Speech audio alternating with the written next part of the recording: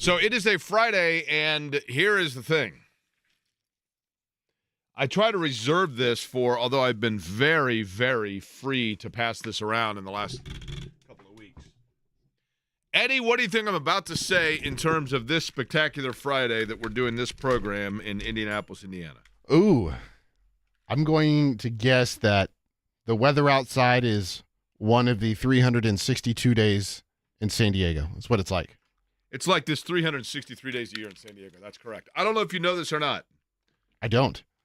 We should almost do, and there are several musical themes that we could do on today's program. We could do the Olympic theme, because today is the day that the Summer Olympics in London in Paris officially get underway. We could do Hootie and the Blowfish, because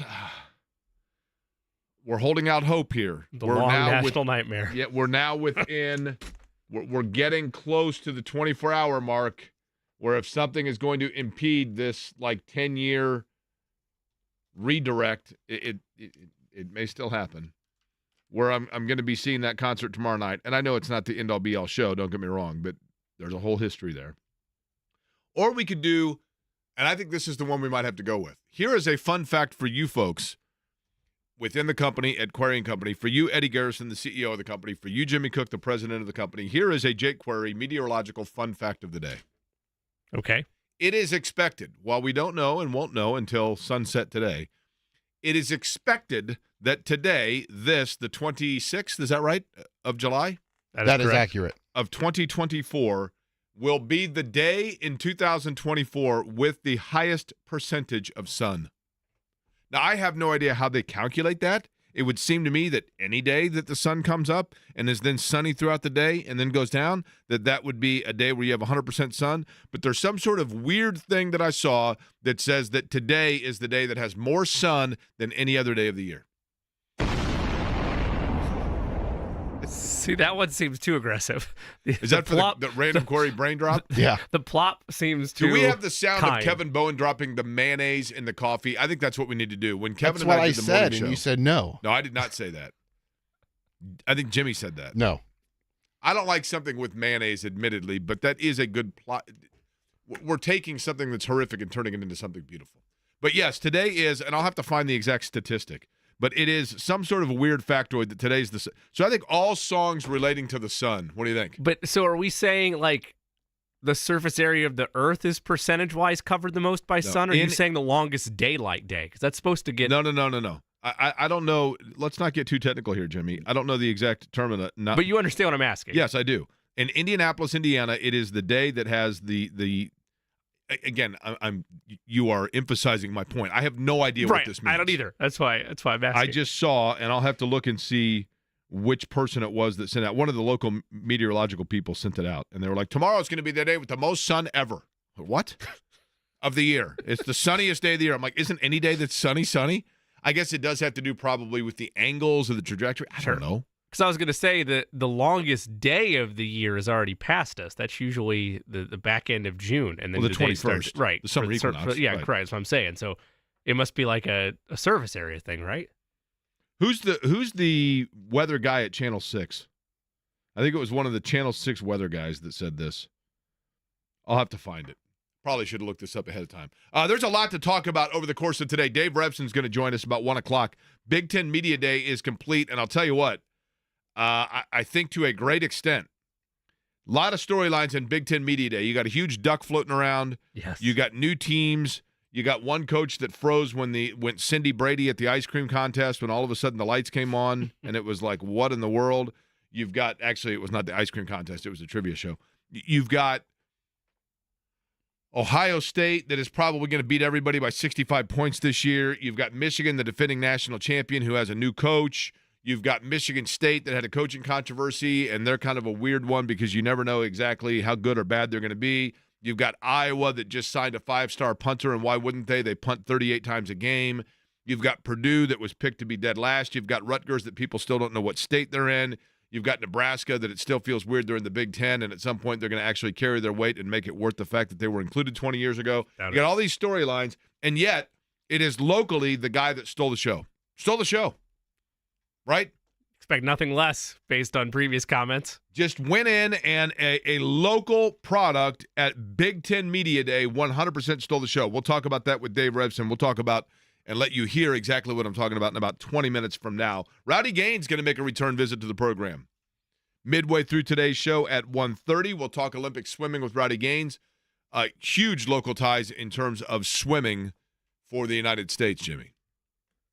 Yeah, I mean, we talked about the build-up to the Olympic Games with the swim trials just happened a couple of weeks ago. We mentioned the amount of swimmers, especially from, Carmel in particular, getting representation, not just with their dominance at the high school level from a state standpoint, but also getting the opportunity to qualify and make the Olympic team. Chris Plum and everybody from Carmel Swimming to be able to be a part of this and being an assistant coach on that staff. And there's also the bubbling, I don't know if it's underneath the surface at this point or if it's just overt now, but I've read 3 or 4 different headlines, in case you weren't aware, reminding me of the animosity between Australia and the United States when it comes to swimming, particularly for these Olympic Games. So there's so many different angles with this. Olympic ceremonies get underway a little bit later this afternoon. And then, of course, tonight around 7:30, I think they'll do the primetime condensing of that. But the whole thing, Jake, it's one of my favorite times of the sports calendar. Every 4 years, we get this opportunity to, for some, it's sports that maybe you casually follow, like track and field, like swimming, and you get reminded of it on a global stage. And other times you're getting reintroduced to new sports like breakdancing making its appearance in the Olympics. So it's a crazy, wonderful time. An exhibition or an official sport now? I believe there's medals.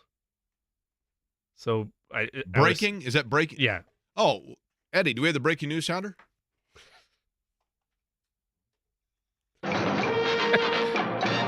Thank you. Are you sitting far away from the buttons? Is that what's going on here? No, I forgot to turn it on. Okay. Typically by 11:59, we should have those turned on, right? Yeah, sorry, I was doing work before the show, Jake. I know.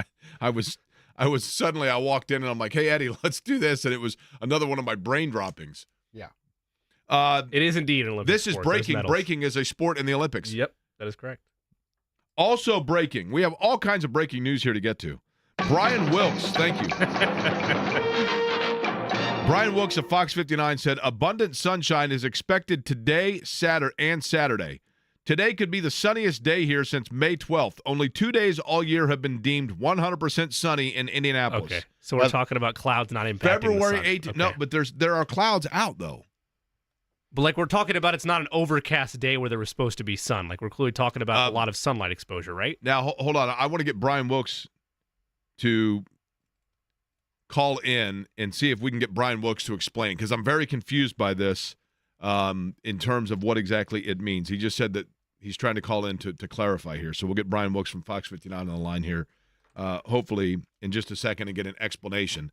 That may be Wols here, because I'm kind of in agreement with you. There are some there have been plenty of days I've seen where the sun is ubiquitous, right? Right. And Brian Wols, I don't know if you know this or not, this guy is the sunshine of meteorology.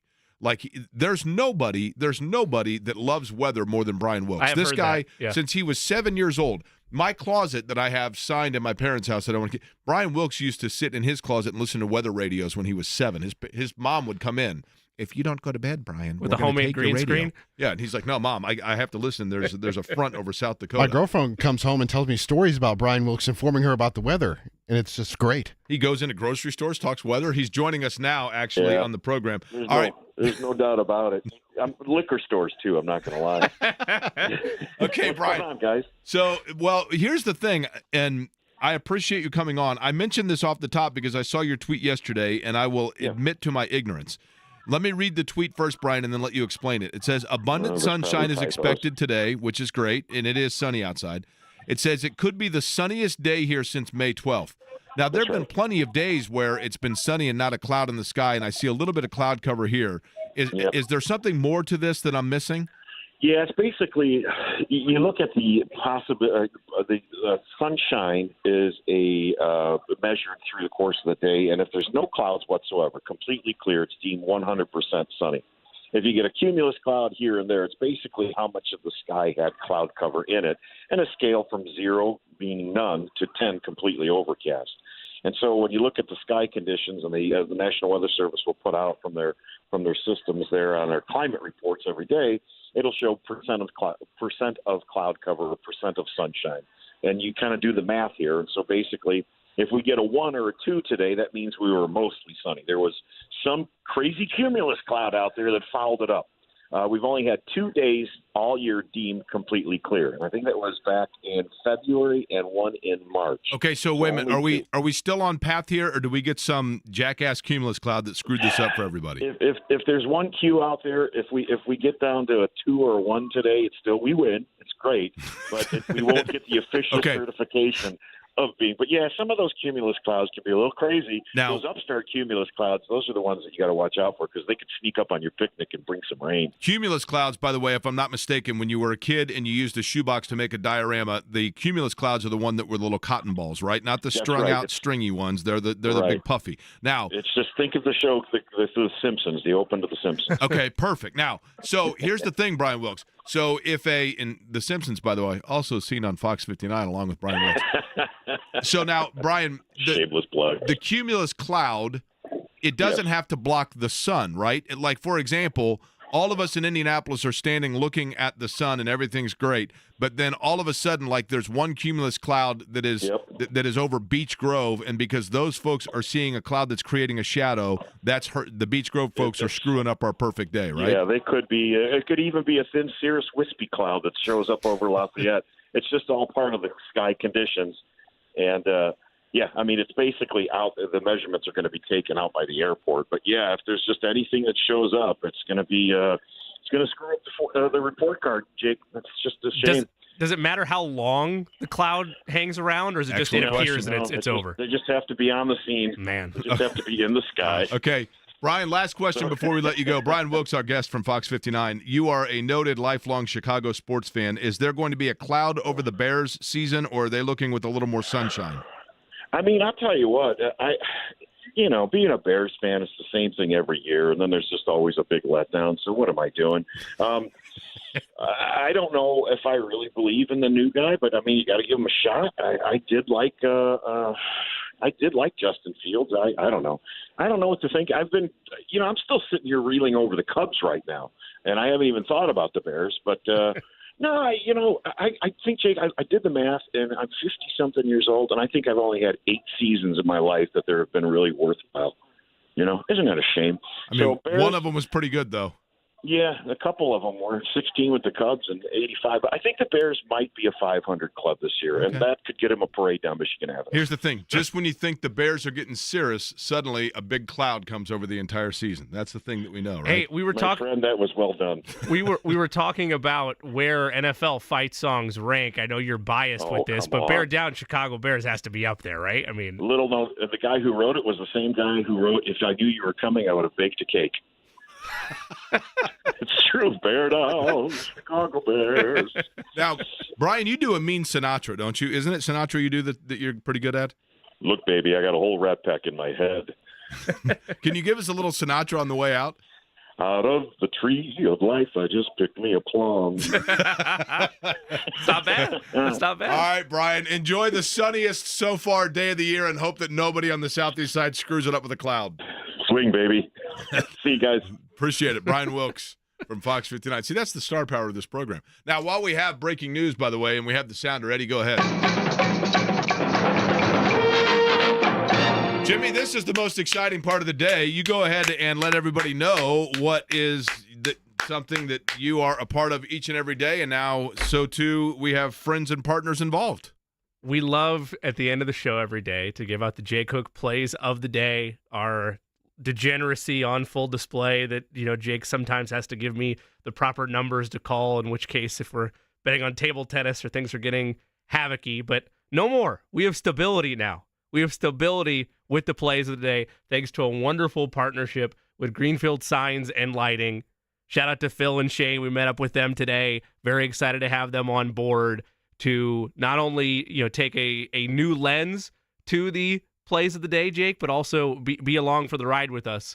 Someday we might have special signs in our mind that lead us to certain plays of the day. So I'm really looking forward to this partnership and having them on board with us. Now, these guys are great, and let me tell you why at Greenfield Signs. We went over there today just east of downtown Indianapolis, and the company's based out of Greenfield, of course, but they manufacture signs from all It was aspects. so cool. Whether you're talking big lit-up signs on top of buildings, whether you're talking about full-service signs because you just need restroom signs or marker signs inside of your business, whatever it might be. Phil now has had this business for 12 years, but the family, 4 generations deep of sign building, so he grew up around it. And I love the fact that the first person to greet us when we walked in, his son, who is obviously on summer break and is there hanging out in the family business, seeing it. His daughter came through and was delivering something. So you're talking family business to the core, which we love, but also the fact that, some of the big national corporations that you see and the signs lit up on the front of the building, some of them you see on top of big office buildings, all the way to just signs for the interior of a business or a home or whatever it might be. Greenfield Signs and greenfieldsigns.com. Their signs, unlike Jimmy's picks, never disappoint. Right? Correct. You, on the other hand, we work on. Yeah, we try to get better every day, but thankfully we have somebody that's always great and wonderful, and that's the fine folks at Greenfield Signs. In fact, we discussed this with them in the meeting today, Jake. The IU Trident over there at IU Indy, they did that. They put that on there. So it's anytime there's an IU tie involved, I'm going to be on board. I'm very excited about it. Very true. Jake's favorite company, Amazon, they helped with that signage as well. All kinds of, honestly, like you drive around and you see a big sign on a building, very good chance Greenfield Signs. No matter how big, no matter how small the job, they're there for you, and we are happy to be partnered with them. Okay, let's get to, first off, a couple of news and notes. Pacers yesterday, we didn't mention it. We probably should. The roster is now complete. James Johnson is back. This is the quintessential, and I don't know, probably 3/4 of the way through the season, I think I sent a tweet at one point with James Johnson, because you look at him and a lot of people think that he's on the roster because you need a little bit of crazy. Like every team needs a little bit of that, right? Reggie Miller has said that about Ron Artest.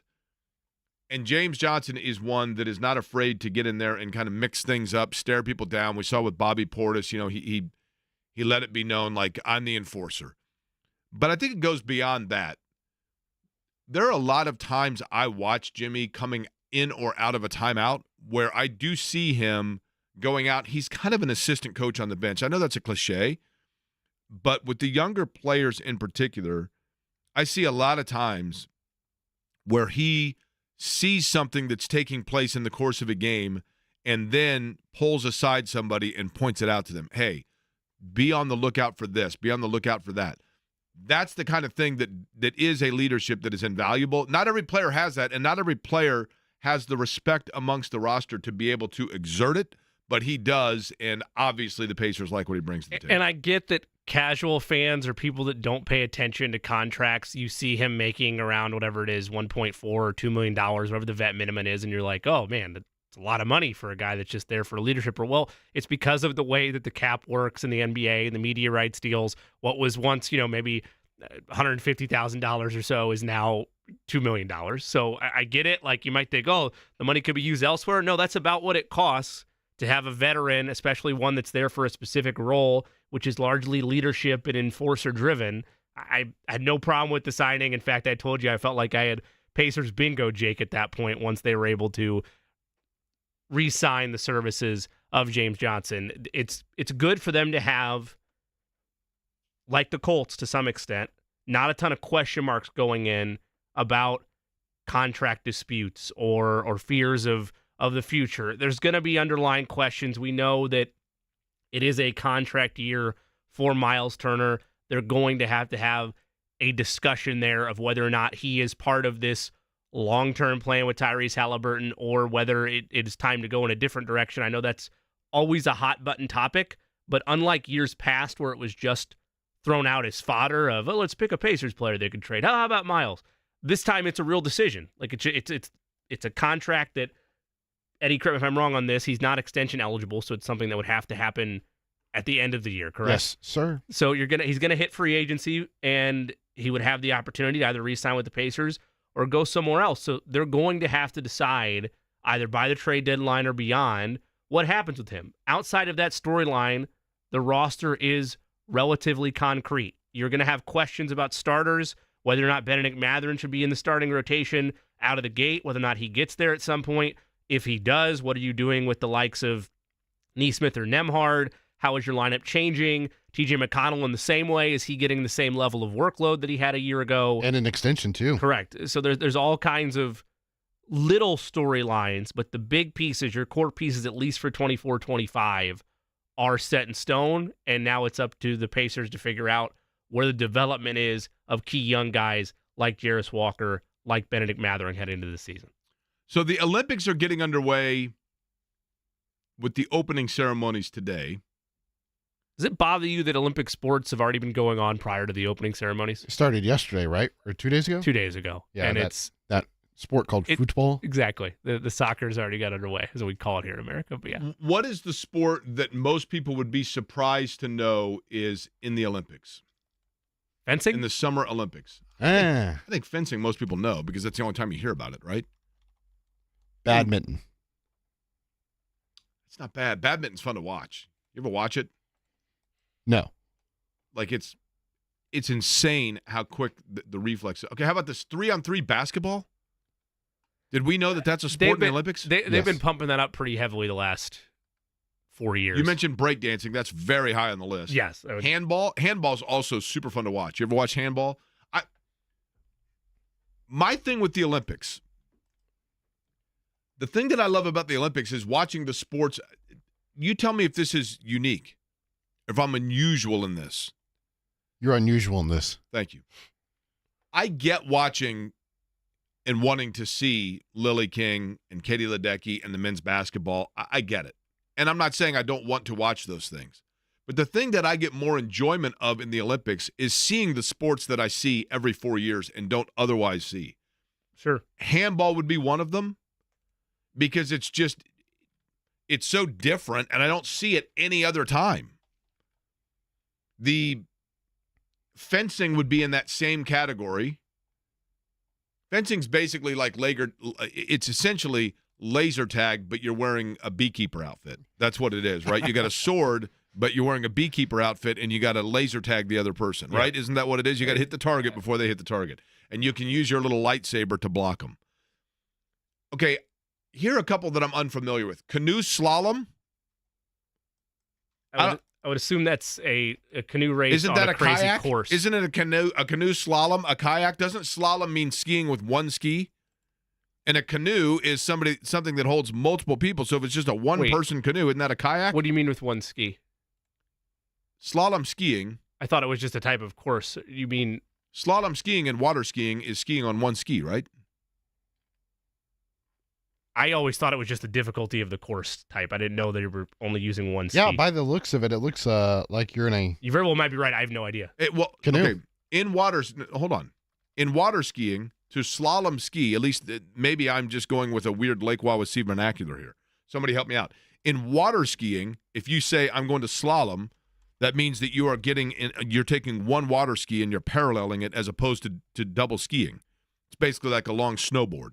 No, so slalom is it's basically skiing, but you're skiing between poles and gates, but you're still using a pair of skis. I'm talking about water. For water, I can't answer that for you. I'm getting the core of slalom. Canoe slalom, though, so what does that mean? That you're going through like an obstacle course? Yes, in a canoe. Okay. This one, the water skiing picture, it does appear to be, you are correct. It looks like it's just one blade. But with the Winter Olympics, so it's to me, two. if it's a canoe for just one, that's called a kayak. Now, is kayaking still in, or do we not know? I don't see kayaking listed. Why would you have canoe and not kayak? Isn't kayak more sport-like than canoe? Well, but Canoe's like a couple of people that are like, yeah, you want to go take a little float down the river? And a kayak is like the kind of guy that's like, I'll be back on Thursday. I'm going kayaking for 4 days to the Appalachian. It does look like kayaking and not like a canoe. Canoe Totally agree sprint? with you. How about the BMX stuff? Freestyle BMX racing, and mountain bike cycling. Okay, I get that. You get some of that in the X Games, not the mountain biking part, but the freestyle. There is a crossover, it seems, between the X Games now and the Olympics, right? Yeah. Rowing. What's the difference between rowing and the canoe sprint? Because in rowing, you're going up against another boat, like in a legit race. And I think, Well, aren't you in a canoe sprint? Well, but I think, the what are you canoe, just sprinting again by the yourself? canoe sprint, you're probably Who the hell right. goes out and sprints All by right. themselves? What are you doing today? I'm just going to go sprint against who? Nobody? Unless it's just solo times, like who's the fastest time? I don't know. I guess. But why don't they do the 100-meter dash like that? It's a great question. Why do you line everybody up? Let's just go one by one like it's the NFL Combine. Now, what's rugby sevens? Oh, I get your answer. I get your answer on canoe sprint. So your canoe, I don't know why they didn't call it kayak, Jake. I can't help you there. Okay. But rowing is a team. I think canoe is just solo. So Who the hell canoes by themselves? Look at the pictures. I don't. What do you Save want the from money me? and buy a kayak. What do you want How from big me? a car do you have to get your canoe on top? I think- What are you doing this weekend? I'm taking my canoe. What'd With you who? say? What'd you Rugby say about a sevens- kayak earlier? What'd you say about a kayak earlier? You're going on a a trip. dude. You're going on a trip in the forest to go kayak for 4 days. That's probably why they called it canoeing, because they thought it sounded faster. They were worried if you're kayaking. Oh, what is this? A 5-day event? Fair enough. It's a branding issue. Rugby sevens is rugby with just 7 people. Well, how many does rugby usually have? Rugby good question. sevens sounds like a card game that mixes in liquor. Sounds like a band name Doesn't from it? the 80s. You want to come over next week and play some beer pong followed by rugby sevens? Okay. Do you cool. accept table tennis at this stage as part of the Olympics, or does Oh, that it's still surprise you? unbelievable. Have It's you ever watched insane. it? Oh, it's absolutely 15. insane. You know that Forrest Gump was unbelievable, and he tells little white lies. Doesn't really use the Chinese paddle. What's that? 15. 15 is typical rugby. Yes. So rugby sevens. This is basically the rugby that they play in like small high schools in Kansas. It's like 7-on-7 Yeah. rugby style. Taekwondo. That's been around forever, right? Judo. Okay. How about this trampoline? You ever thrown out your back on a trampoline? Knock the wind out of yourself? Those people are crazy. You ever done the trampoline where you get 3 people and 2 of them you go off sequence Of course. and then you go like Well, 90 feet in the usually air? it was a bounce house, but yes, trampoline will do the same thing. Yeah. Water polo also fun to watch. Yes. Fun to play as well. Unless you are going with the legitimate rules of you have to be in the deep end and treading water the entire time, and then after 3 minutes it's like I'm tapped. It looks like one where it'd be very easy, and then you realize, oh wait, I have to tread water the whole time. Marathon swimming. I don't know if you know this or not. A lot of people think that means distance. It doesn't. They actually put the pool in a parking lot of a gas station. Swim it back and forth a couple times. Bada boom, bada bing. You got to get yourself a goal. Refuel, and you're good to go. When we come back, Big Ten Media Days were in Indianapolis. That seemingly was going to be the local connection, but then all of a sudden they saved the best for last and a local guy stole the show. I'll explain next.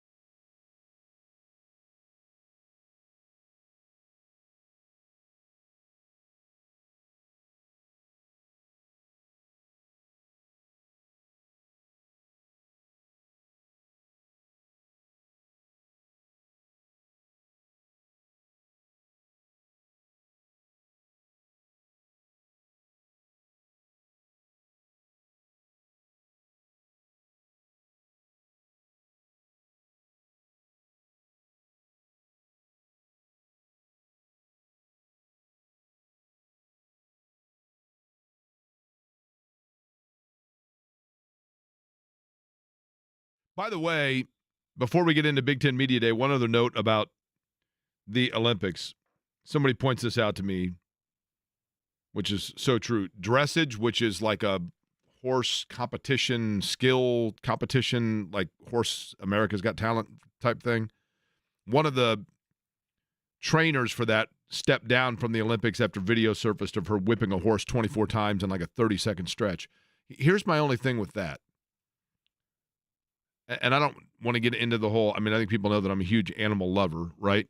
But aside from that, something like that, the champion is the horse. Right? Like you're training a horse to do all kinds of tricks and walk around and do like a ballerina act. That's great, but the horse is the one that's the real winner here, right? What are we giving these people medals for? The horse is the one doing everything. Now, I would argue it's probably a partnership, though, right? But if you have horse racing, the jockey doesn't win the gold medal, right? I mean, the jockey, they don't have horse racing because you'd have to give a gold medal to the jockey. Well, it's the horse that wins. The horse wins the Kentucky Derby, not the jockey. Well, but right? the jockey gets the acknowledgement as the rider. Do they? Yeah, the they jockey absolutely do. I mean, they do a little bit, but I mean, you're right. The horse is. How often are people like, man, you remember when Ronnie Turcotte won the Triple Crown in '73? I mean, the horse is at the forefront, but there are individual jockeys that have captured all the jewels of the Triple Crown. I get that. There's Willie Shoemaker was great. But I yes, get the first thing you say is the horse. Yes. But what I'm saying is, you get some horse that comes out there and it's like at a dog, like Best in Show, dog show. They don't say this year's winner at the Westminster Dog Show was Jimmy Cook. No, they say it was Fido, sure. Right? So the same thing with these. The horses should win the medal. They're the ones doing all the work. They're the ones that have to learn how to do the routine and jump through the hoop and do all that, right? Just because some lady was willing to whip it 24 times doesn't mean she gets a medal for it. Congratulations. I think it's a partnership.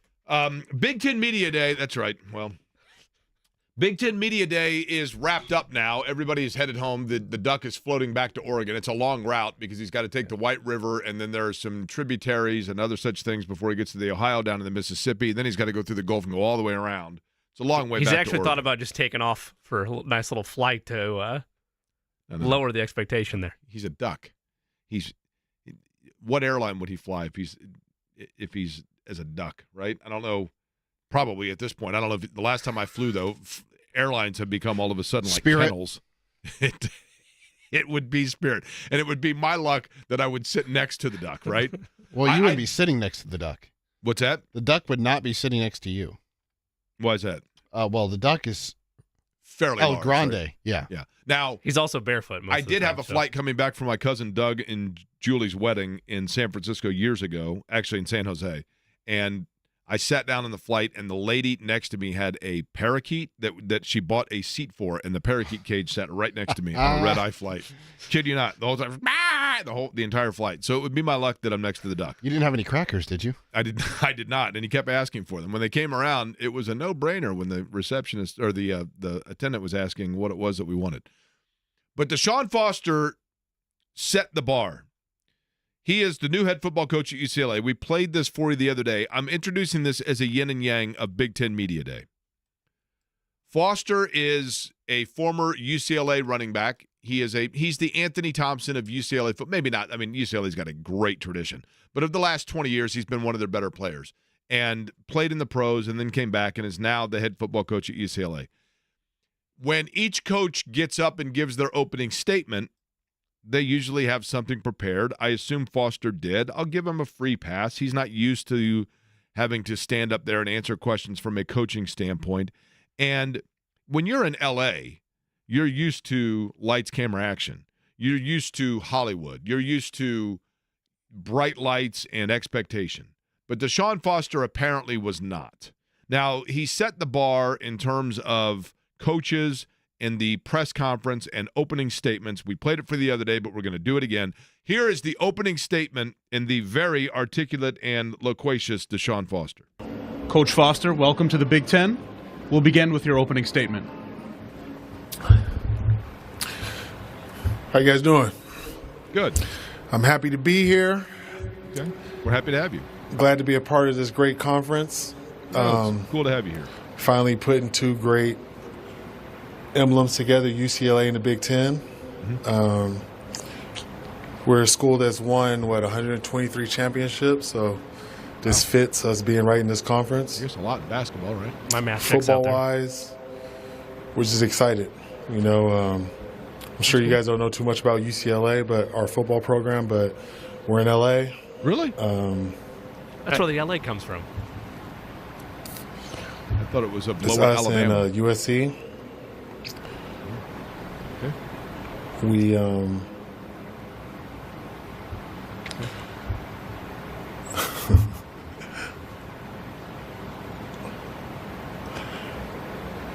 I'm just basically excited. Really. Okay, well, That's I can it. tell. Yeah. Any questions? Yeah, I have a lot, actually. So here's the thing. I mean, look, good guy and good football player and seemingly a nice guy. Yeah. There's not clearly he was simply nervous, right? I mean, and I feel for him. Or his PR staff failed him.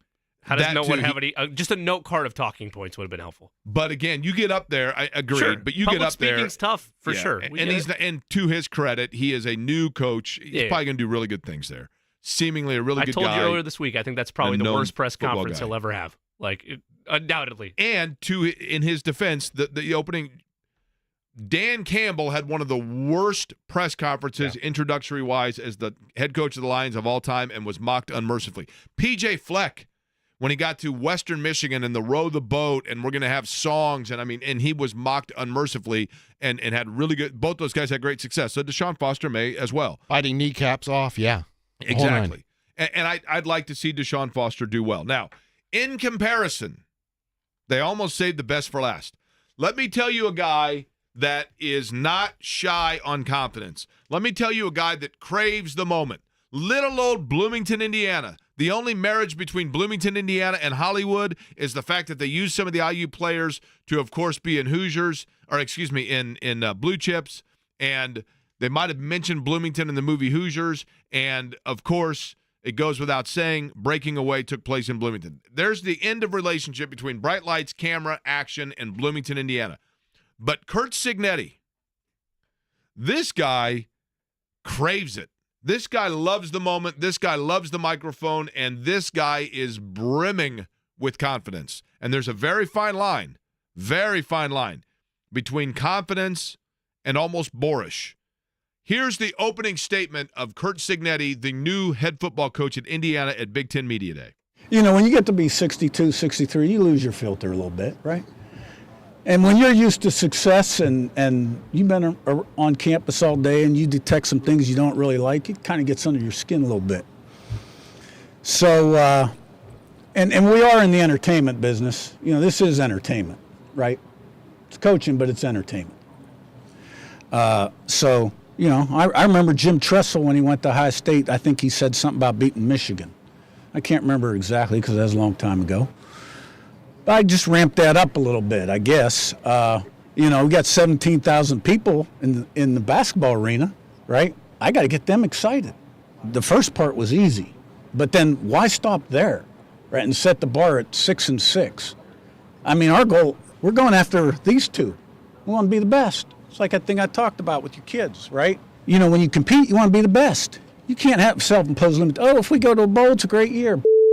That ain't the goal. The goal is to be the best. What you do is you commit to the process and do the things you have to do to be the best you can be, and then see where you are at the end, right? You don't bring your kids up, Mary, I want you to be 5th best today, 10th best. No, you want them to be the best. Okay, so I like it, right? This guy's brimming with confidence. We're here to be the best. I like that you're Indiana and you're immediately comparing to situations that Ohio State had, right? What about Jim Tressel when he went to Ohio State? Okay, well, they immediately had success. I mean, it's Ohio State, right? Indiana is the losingest program in the history of Division I college football. And part of Indiana's problem has always been with their football program, that mentality of waiting for the shoe to fall. I'm not even saying the players. When I went to Indiana, you could spot the football players a mile away because they all walked around decked out in their sweatpants and their high-top cleat shoes everywhere, like I play football at Indiana. They were very proud to be football players in Indiana. But the mentality of just the fan base and the program in general was It's a great place to go down and tailgate. I need to make sure that I've got my tailgate lot spot reserved. Do you have your tickets yet? Tickets. For what? For the game. Oh, no. We're not going in the game. We leave in the second quarter, and then we never go back in, even if we do go to the game. There has always been the opposite of Brian Wilks' day to day. There's always been a huge cumulus cloud hanging over Indiana football. And every coach, Terry Hepner was the perfect Indiana coach. And it really is obviously tragic what happened with him, not just from the football standpoint, but because by all account, he was a wonderful person and a very good football coach that wanted to be at Indiana. That's the other challenge, is finding a coach that wants to be at Indiana. Lee Corso. Lee Corso was a good coach, but he was a gimmick coach. They're leading Michigan. Let's get the entire team to take a photo of the scoreboard because we're ahead in the game against Michigan. Ohio State, I think, but same point. Was it Ohio State? That's right. And then they almost beat Michigan, and Anthony Carter had the big play. That's right. But Bill Mallory was a heck of a football coach. And Indiana's problem with Bill Mallory was the same thing that hurt Purdue and Joe Tiller. Indiana started feeling like what was happening with Bill Mallory became a foregone conclusion and a rite of passage, that they were supposed to get that every year. And once they got to the Peach Bowl in back-to-back years, then when things started to taper down a little bit and they went back to 6 wins per year and going to the Independence Bowl or other bowls that Indiana fans, well, we deserve better than, we need to go to the next level now. We're Indiana. We need to get up into the category on the regulars of the Iowas and the Michigan States. And they got greedy, and they've been chasing it ever since. But they've had coaches that were kind of gimmick coaches. Nice guys, really nice guys, but they were selling everything but football. LEO, love each other, our guys are and singing songs and tap dancing, and the whole roster is staring at the floor. It's totally awkward. Everybody knows it's awkward. Everybody liked Tom Allen because he's a nice guy and he was a good coordinator and he's a local guy that somehow couldn't get to like a state final with Ben Davis. And they somehow bottled up some success like this. They had they early, did. and then it never happened again. Michael Penix and the COVID season were both huge factors in that, right? Yeah. But now you got a guy that's like, you know what? I'm erasing all that crap. And I'm putting my stamp on it. He's putting his neck out there.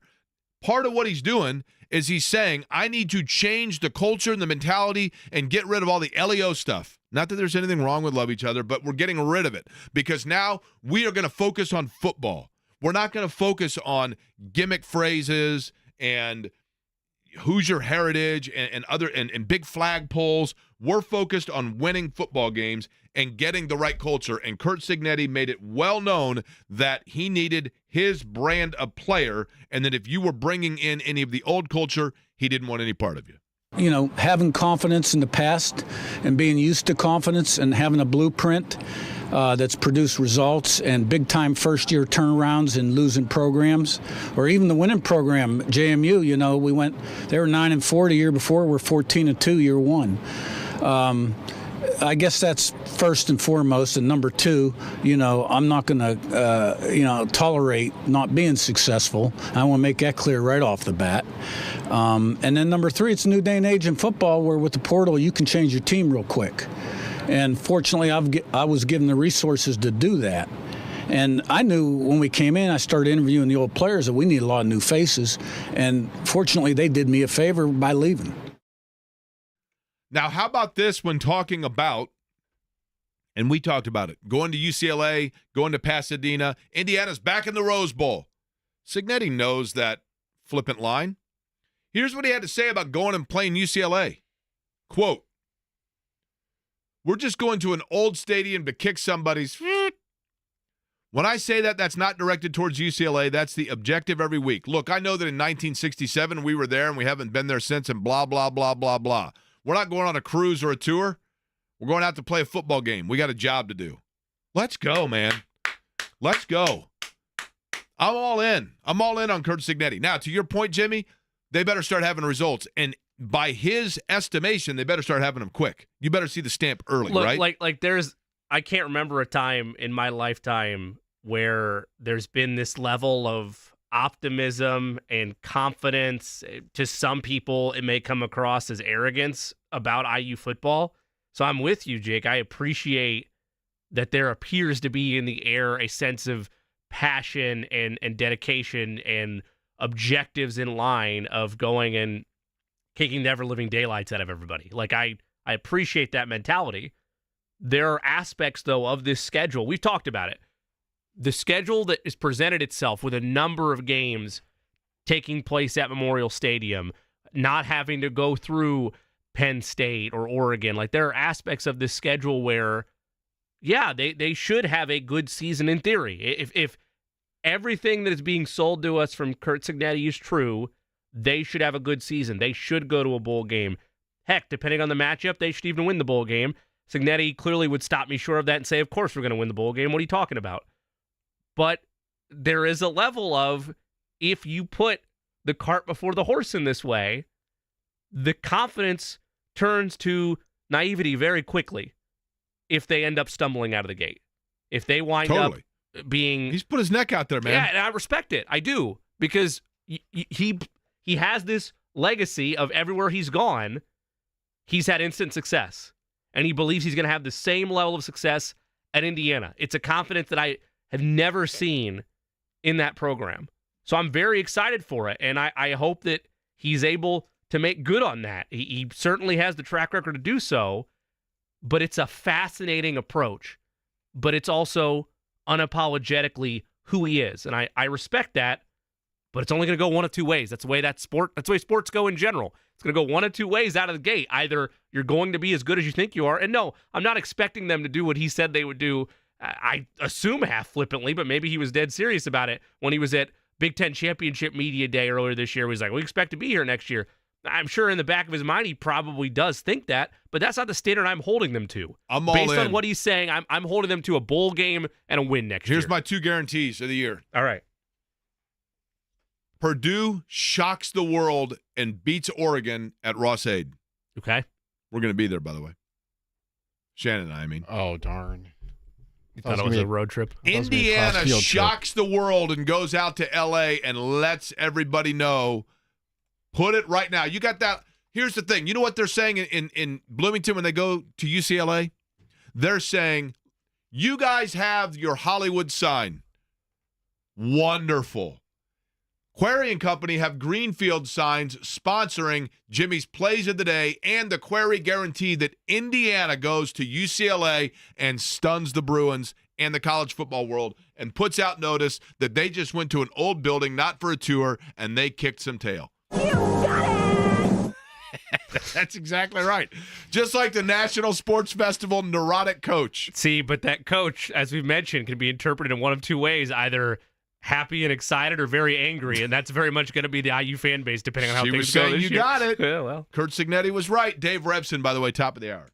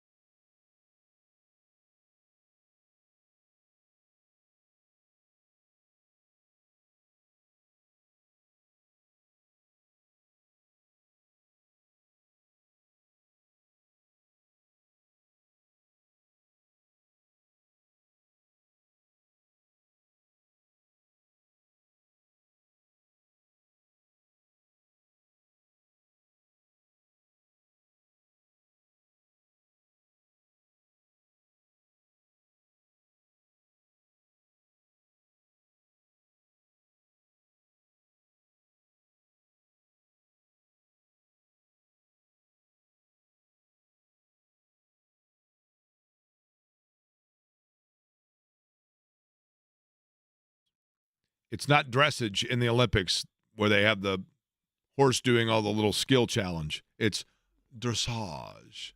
Yes, I don't know if you heard or not, but Miles and the boys are coming over later for going to a dressage tournament. And we believe that he's going to win gold, even though everybody knows that it's actually Rusty that's doing all the work. Would you like some of my chai tea? No, actually, Grey Poupon. Ah. And yes, in fact, the chai tea, which Eddie Garrison would be drinking, except for the fact that he can't hold it in his hand right now because he's got tickets, and we're going to give them away, right, Eddie? Yes, you heard Coheed and Cambria there on the rejoin if you're listening on terrestrial radio. If you're on YouTube, you did not. You can catch them with Primus at the Everwise Amphitheater at White River State Park. That is August the 1st by calling in 317-239-1070. And, Jake, I will let you pick the number. Well, you know my favorite number, right? It depends on how... Well, they don't have me as a number, so I don't know what that would be. Eddie or Jimmy, do you know the favorite number of Jake Query? I don't. 239-1070, the telephone number right now, by the way, to call in. We learn something about the show and each other every day, but no, I don't know the favorite number of Jake Query. It's got to be number one, right? Because you're the best. Well, I mean, that's a given. But my birthday is September 3rd. You divide 9 by 3, and you get the number of the car that won the Indianapolis 500 the first time that I was in attendance, which was Bobby Unser, and that actually was win number 3 that he won. The first national championship that Indiana won in my lifetime was their third national championship in history in 1976, and the greatest player of all time at IU was Jay Edwards, who wore number 3. It would have been great had you given all those factoids and said, so anyway, it's 5. So that's why 40 is my favorite. So caller number 3, Eddie, will be on their way. Dave Revson, Big Ten Network next.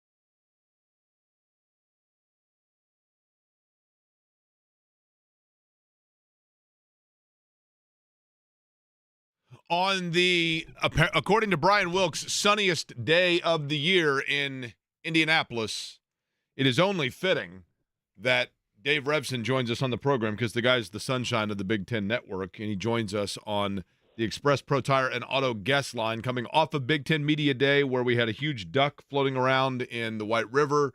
You had new schools added to the conference, and then Kurt Signetti, in my opinion, kind of stealing the show. But Dave, first off, in what is a busy time, I appreciate the time. Let's begin with this. I personally just felt like Oregon, Washington, UCLA, and USC. It seems odd, I realize, but it also felt kind of like they've been here for a while at Big Ten Media Day. I just felt like it's cool to have them in the conference, and I'm on board with it. Your thoughts on kind of their presentation, if you will, and introduction to the league. I would agree with you. I mean, we're just talking about 4 enormous brands, Jake. Like it's really hard with what's going on in college athletics right now when you kind of accept that we're kind of, these conferences are going to be far flung and that they are going to be coast to coast and all that. Like if you're willing to accept that premise, and there's some people I would guess who aren't, and then it's just a non-starter for them. But if you're willing to accept that premise, I don't think you can do much better than that. I mean, you're talking about a Washington team that played for the national championship last year. Oregon may play for it this year. I think they're just going to be phenomenal. And then we know the history of USC, UCLA, obviously incredible basketball history, not quite as good at football, but certainly have had their moments through the years. They're 4 enormous brands. I mean, UCLA is literally the most applied to school in the world. I don't think you can go wrong with them. It did feel really comfortable to me. Now, part of it is I've been to all 4 schools over the summer. I've been to USC and UCLA twice over the last year or so. So I've already gotten familiar with a lot of the names and faces and whatnot. But, yeah, I'm just really excited. I don't know that I've ever been this excited for a football season, and I get fired up for every one of them. But this one feels different. And Dave, before we get to the football side of it, I did want to point this out also. And I know it sounds ridiculous, but these 4 schools joining the Big Ten Conference, I do think that the conference, and I'm not saying this to carry water for the Big Ten, but there is an academic requirement, I think, that the league would like to uphold. And certainly UCLA and USC carry more than their weight in that regard. And I assume Oregon and Washington do as well, correct, in terms of the academic profile that the league wants represented. Yeah, there is something called the AAU, which I believe stands for Association of American Universities, something to that effect. And all of the Big Ten schools are in it except for Nebraska. Nebraska was in it when they came into the Big Ten, and it's really a nuance that they're not in it. It has to do with the med school funding. I think it's credited to the Omaha campus rather than to the Lincoln campus, and so it has to do with research dollars and whatnot as to whether or not you're in the AAU. So for all intents and purposes, they are, and everyone else is, and those 4 schools certainly are. So, yeah, that has always been something that the Big Ten has looked at. The Big Ten is also an academic consortium. I don't know how many people know that. The University of Chicago, for instance, is still tangentially a part of that consortium. They share a lot of academic resources. So, yes, I mean, again, like, that's not the most overriding factor, obviously. The most overriding factor, and Tony Petitti made no bones about it, it's kind of, what does your football program look like? But they're not going to do it at the expense of all those other things, and these schools fit really nicely. If you're on the campuses, I mean, scenery's a little different at some of them, but they feel, just in terms of size and scope, like Big Ten campuses. Dave, maybe I'm reading too much into this. Dave Revson of the Big Ten Network is our guest, joins us on the Express Pro Tire and Auto guest line, but there's been a level of hype and excitement around the arrival of Oregon, UCLA, USC, and Washington for the last couple of years that we've known about expansion. And I apologize, it's a dumb question, but if you are, it doesn't matter, anybody from Ohio State to Northwestern, is there an inherent target? We want to absolutely beat the tar out of all of these newcomers because this is our conference and this is a West Coast invasion. Like, is there anything like that on the mind of target on the back of these 4 schools right out of the gate, especially on the football side? That gives me a little insight into the way your mind works, Jimmy, and I appreciate that. I don't think so. I mean, I certainly didn't get that sense at all. It was incredibly welcoming. I think that they all know that this is really good for the league, and it's put the league in a preeminent position. I mean, people are talking about the Big Ten, I don't want to say differently than they were before, but I do think the SEC has stolen a lot of the national thunder here over the last decade or so with how well it's done on a national scope. I think people are talking about the Big Ten in the same breath now that they're talking about the SEC. They're talking about the same number of schools that could qualify for the CFP. They see a 12-team playoff being as advantageous for the Big Ten as it is for the SEC. So I think there's an understanding that they add a ton of value. Now, everyone wants to win. I mean, I don't think there's any question that, let's just say you're going into Pauley Pavilion to play UCLA in basketball. That would be a huge feather in the cap of just about any program in the country. So I think when that game is played, or when you're going to Autzen to play Oregon in football, I think everyone's going to want to win. But I don't think there's any feeling of interlopers or anything like that. I think it's a belief that it's really going to help the league, and that the league made a real strategic move. And it was very interesting to hear the number of coaches who, unprompted, praised Tony Petitti and his leadership. This is a really challenging time in college athletics. There's just so much that's up in the air, and it just feels like Tony's been an incredibly steadying hand, and you get that impression from talking to coaches and administrators throughout the league. Dave, from a football standpoint, what impression or storyline jumped out at you concluding media day that you did not expect on your bingo card going into it? That I did not expect. Man, that's a really good question. Did you think Cignetti would be he's a confident guy, man, no question, but did you think he would kind of put Indiana out there as much as he did? Yeah, I kind of did. I mean, based on what he said at the basketball game, based on the day we had him during the Big Ten championship game, the day before the champ game on our set, and one of the first things he said when he was on with us was that he planned on being back there with his team next year to play in the Big Ten championship game. So you add in kind of the digs that he took at Purdue and Ohio State and Michigan when he was introduced at the basketball game. He's a confident guy. So none of that surprised me at all. I kind of thought that's what it was going to be. I don't know that anything really surprised me. That doesn't mean I don't think there were big storylines there. I think there are a ton of huge storylines. But I thought it went largely according to how I thought it would go. Did you find, and I did, Dave Revson is our guest of the Big Ten Network, I thought that it's a little bit different because Curt Cignetti is trying to change a culture because he just arrived, right? Ryan Walters at Purdue, I think, seemed to take kind of a more, I'll say humble for lack of a better phrase or better word, approach to those two being picked towards the bottom of the conference. It seemed like Purdue kind of underwent the whole mentality of, well, we're just going to see where the chips fall, as opposed to taking it as this huge challenge, if you will. Did you see a difference in approach of those two based on their prognostications? I just think they're different people. I think Ryan Walters is kind of a speak softly and carry a big stick kind of guy, right? I just don't think that he is as outspoken as Curt is, and that's fine. I mean, I just think there are a lot of different ways to get this done. I mean, like, let's use the example of Lane Kiffin. He's an outspoken guy. He talks a lot about his team and himself, and he backs it up by winning on the field. And then I think there are guys who historically have won who don't talk in that way at all and are just kind of people who, hey, we'll let the team on the field do the talking. And I think each one of those methods can work. There's a lot of different ways to get it done. I just think Ryan Walters and Curt Cignetti are cut from a very different cloth. And I think that kind of speaks to how they handled it. I don't know. Ryan Walters, to me, has always seemed very confident. I think he believes in what he does. I think in talking to him, he feels like they're going to get the defense right this year. And I don't want to say he was surprised that it wasn't better last year, but I think he was disappointed and felt like maybe they'd be a little ahead of where they ended up being. I think the weird thing about their team last year was there just weren't many close games. Like, you can't really look at all that many of their losses and say, play here, play there. It wasn't really that way. They either won big or they lost big. So, I don't know. We'll see. I still think Ryan Walters is the right guy. I saw what he did with that defense at Illinois. I believe they'll be markedly better there.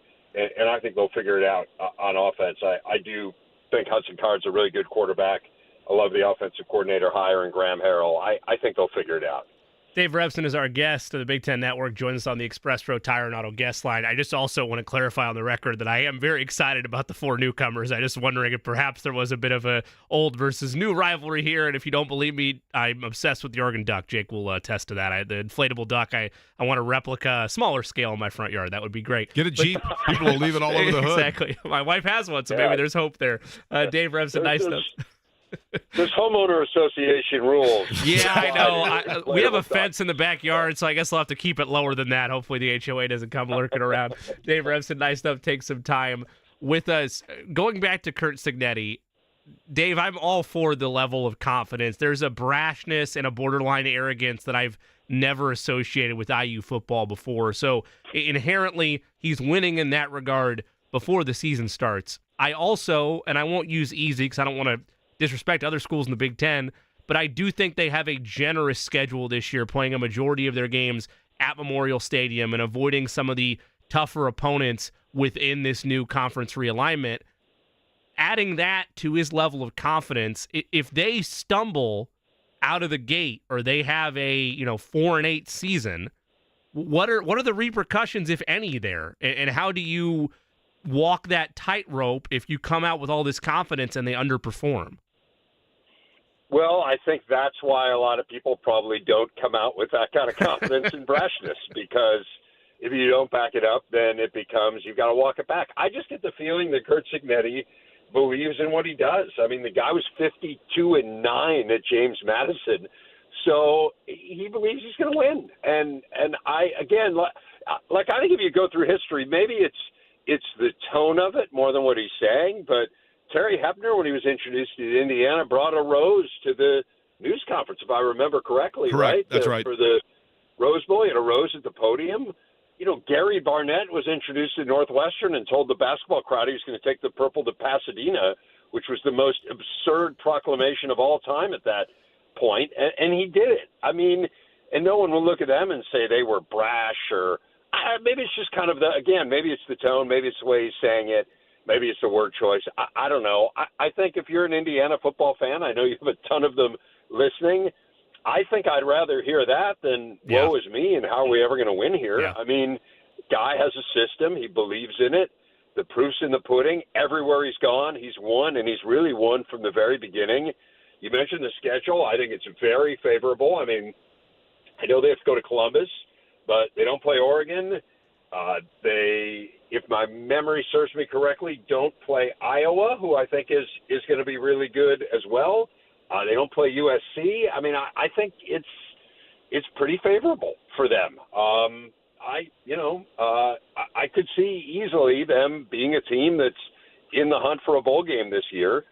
So why not? I mean, he knows a lot of these players. He brought a ton of guys from JMU, so you have less of an adjustment to a system maybe than you'd have from those players, many of whom will play key roles on this team. Both of his coordinators came with him. So I think he feels like there's a little bit of plug and play here. And I don't know. I just don't see enormous downside other than, maybe snide remarks from opposing fan bases or whatever. Just say what you feel, be yourself. That's clearly who he is, and let the chips fall where they may. Now, Dave, I always appreciate your time on here. The one area where you need to stand corrected. When you said that we've got a ton of Indiana fans listening to the show, we don't have a ton of anybody listening to the show, just so you know. I've done research on this. We're well aware of it. As a matter of fact, when you call in, we're hoping actually the daughters are listening to the podcast later, right? But who is, in your opinion, coming away from Media Day, Dave Revson of the Big Ten Network, our guest, and I'll take the 4 newcomers out of the arena here because obviously there's intrigue in general with that. So of the established Big Ten teams, which one is the biggest enigma going into the season? I think it's Michigan State to a certain extent. I think there's a little bit with Indiana. I would just say the schools that had to lean heavy into the transfer portal and have new coaches and coaching staffs. It's just a new era of college sports, as you guys are are well aware. And so you do have these rosters that turn over massively. Like I might put Wisconsin in there as well. They've got a ton of roster turnover this year. I understand it's Luke Fickell's second year, but again, it's just there's so many players that are going to be in key spots that we haven't seen play. So those would be the ones to me that would kind of fall under that category of enigma. I think there are a lot of known commodities towards the top of the league. I think Michigan maybe to a certain extent too. I mean, what's this going to look like with Sharon Moore? They're replacing a ton on offense. You've got a new offensive coordinator. You have a defensive coordinator who wasn't part of the program last year, came from the NFL. So I'd put them up there too. Yeah, I guess those would be the ones, just kind of where there's the most turnover and the most transfers. So much is talked about with Ohio State, and for good reason. I mean, no reason to believe they're not going to be right at the top of the national conversation all season long. But I've also heard a lot of momentum about Oregon. How good is Oregon expected to be? Really good. I think that it's those two. I don't want to say head and shoulders because, I think Penn State could be really good. I'm interested to see Michigan. I believe Iowa could be good, particularly given its schedule. I mean, if they just have a pulse on offense, I think they'll be in that discussion. So I think that there are teams that will be in that college football playoff discussion aside from Ohio State and Oregon. I just say if Ohio State or Oregon doesn't make the college football playoff, to me, that's a disappointment. And I think that's kind of what's different between them and some of those other schools. Oregon's going to be really good. Again, if you watch them last year, they are built at the line of scrimmage. I mean, Dan Lanning is a defensive coach. His defense was fabulous last year. Really, really good. Like in the top 10 in the nation in scoring defense, good. They allowed 10 or fewer points 7 times last year. So I think this maybe idea that people have of these Pac-12 teams coming in and they're kind of these softer West Coast offenses, I don't think that applies to, that don't play great defense. I don't think that applies to Oregon at all. Now, you could say that about USC. I mean, if you watched them last year, USC played no defense at all, and they need to figure it out. They made a good defensive coordinator hire, getting Dan Lynn from UCLA. But for me, Oregon is the whole package. I mean, they have Big Ten size on the line of scrimmage, and they have incredible speed at the skill positions and in the secondary. They are a really, really good team. I mean, I had lunch with their tight ends coach, Drew Maringer, when I was there, and he was raving about Terrence Ferguson, who's their starting tight end, and saying he's either going to be the first or second tight end off the board, maybe after Colson Loveland at Michigan for the NFL draft. But he said to me, I have 4 NFL guys in my tight end room, literally. He said, I honestly believe all 4 of them will play in the NFL and be high draft picks at some point. So they are loaded to bear. They've recruited really well and incredibly talented up front. Dave, as we know, the college football playoff expands to 12 teams this go-around this season. Who, as many teams as you'd like, a couple come to my mind, but who among the teams in the Big Ten, including the 4 newcomers, benefit the most from the 12-team expansion? Penn State, by far, I think benefits the most. If you go through historically, they are the team that would have made it the most times in the 12-team playoff that has never made the 14 playoff. Wisconsin, at least in theory, I would say benefits from that as well. I do think that all of the West teams have the disadvantage of going to a divisionless format. I think the West teams, and particularly Iowa and Wisconsin, really benefited from having the West and East because you got to the championship game simply by beating those teams on your side. But I still think, again, if you go through the historical numbers, Wisconsin's a team that would have been there many times that hasn't been there before. I would say Iowa, to a certain extent, benefits too. Again, you take out the West and East part of it, I know, but I just think they're a program that historically has been kind of in that range at times, and I could see them getting there. So those would be the ones that I think benefit the most. But like I was talking to PJ Fleck yesterday, and I mean, in 2019, going into the final week of the regular season, Minnesota would have been a playoff team. Indiana would have been a playoff team in that great season in 2020. So I think everyone benefits. I think everyone looks at this thing and says, man, my chances are a lot better, 3 times as many spots. And just about every team in the Big Ten has at some point in the last decade had a season that either would have had them in the playoff or would have had them on the cusp of the playoff. Dave, lastly, one thing. Dave Revson is our guest from the Big Ten Network.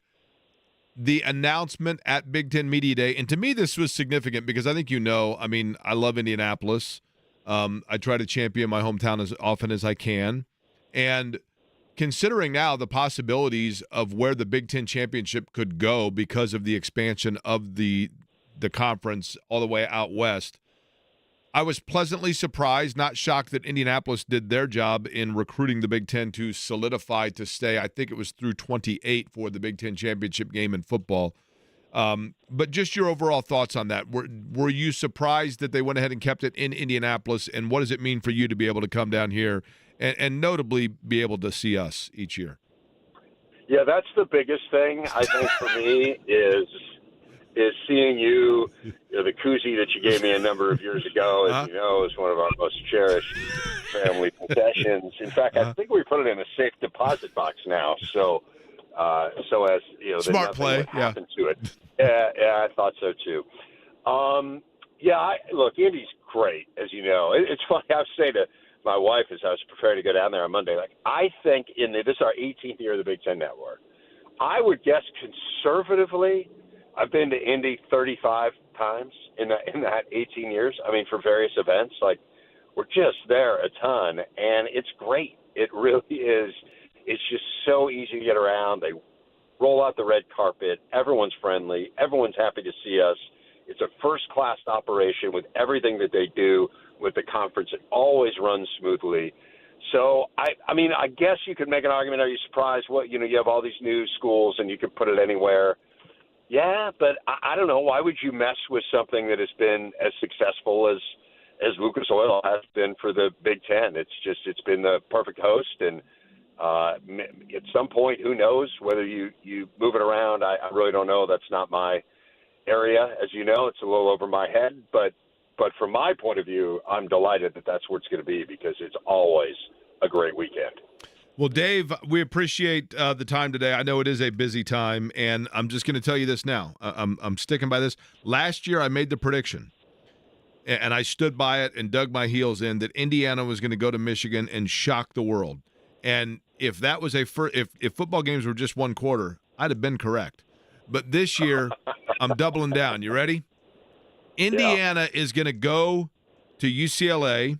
And they're going to win in the Rose Bowl. They didn't get it done, obviously, back in 6-7. They're going to win in the Rose Bowl. And I bought tickets because I think it's cool. It's on a Friday night, and I love Ross 8 at night. And Shannon and I are going to go and watch Oregon and Purdue. And while I love that huge duck floating around on the Wabash River outside Lafayette, Purdue's going to stun the world and upset Oregon. Those are my two locks for you, Dave. You can let everybody on the Big Ten Network know when it happens that you heard it in Indy Radio. Yeah, I'll just suggest they don't even play the games at this point. I mean, what is? Why not, right? I would actually say Indiana's got a good chance to beat UCLA. UCLA is in a rebuilding mode. I think that'll be a really competitive game. I'd be very surprised if Purdue beats Oregon. That has nothing to do with Purdue. It has everything to do with Oregon. Yeah, I understand. I think they're going to be really, really good. Well, I want to see Purdue win that game, but I also want to see Oregon continue to be invested so that if they face Ohio State in a title game or something, they knock them out of the playoffs, which is not going to happen, but, hey, a guy can dream. Yeah. We can all dream. I appreciate that from you. Yeah. All Dave, right, fellas. Appreciate it as always, man, and we will be watching on the Big Ten Network. All right. Thanks, guys. Dave Revson on the Express Pro Tire and Auto Guest Line. Always a fun conversation. And I'm telling you, the Ducks are going to stun the world, right? Or excuse me, Purdue's going to stun the world against the Ducks. The Ducks are going to be stunned. I mean, when Purdue stuns. Is that your shot of the Big Ten prediction? Much like, are we putting this in the same vein, just for context, as IU Michigan last year? I've never been more sure. Here's the thing. Okay.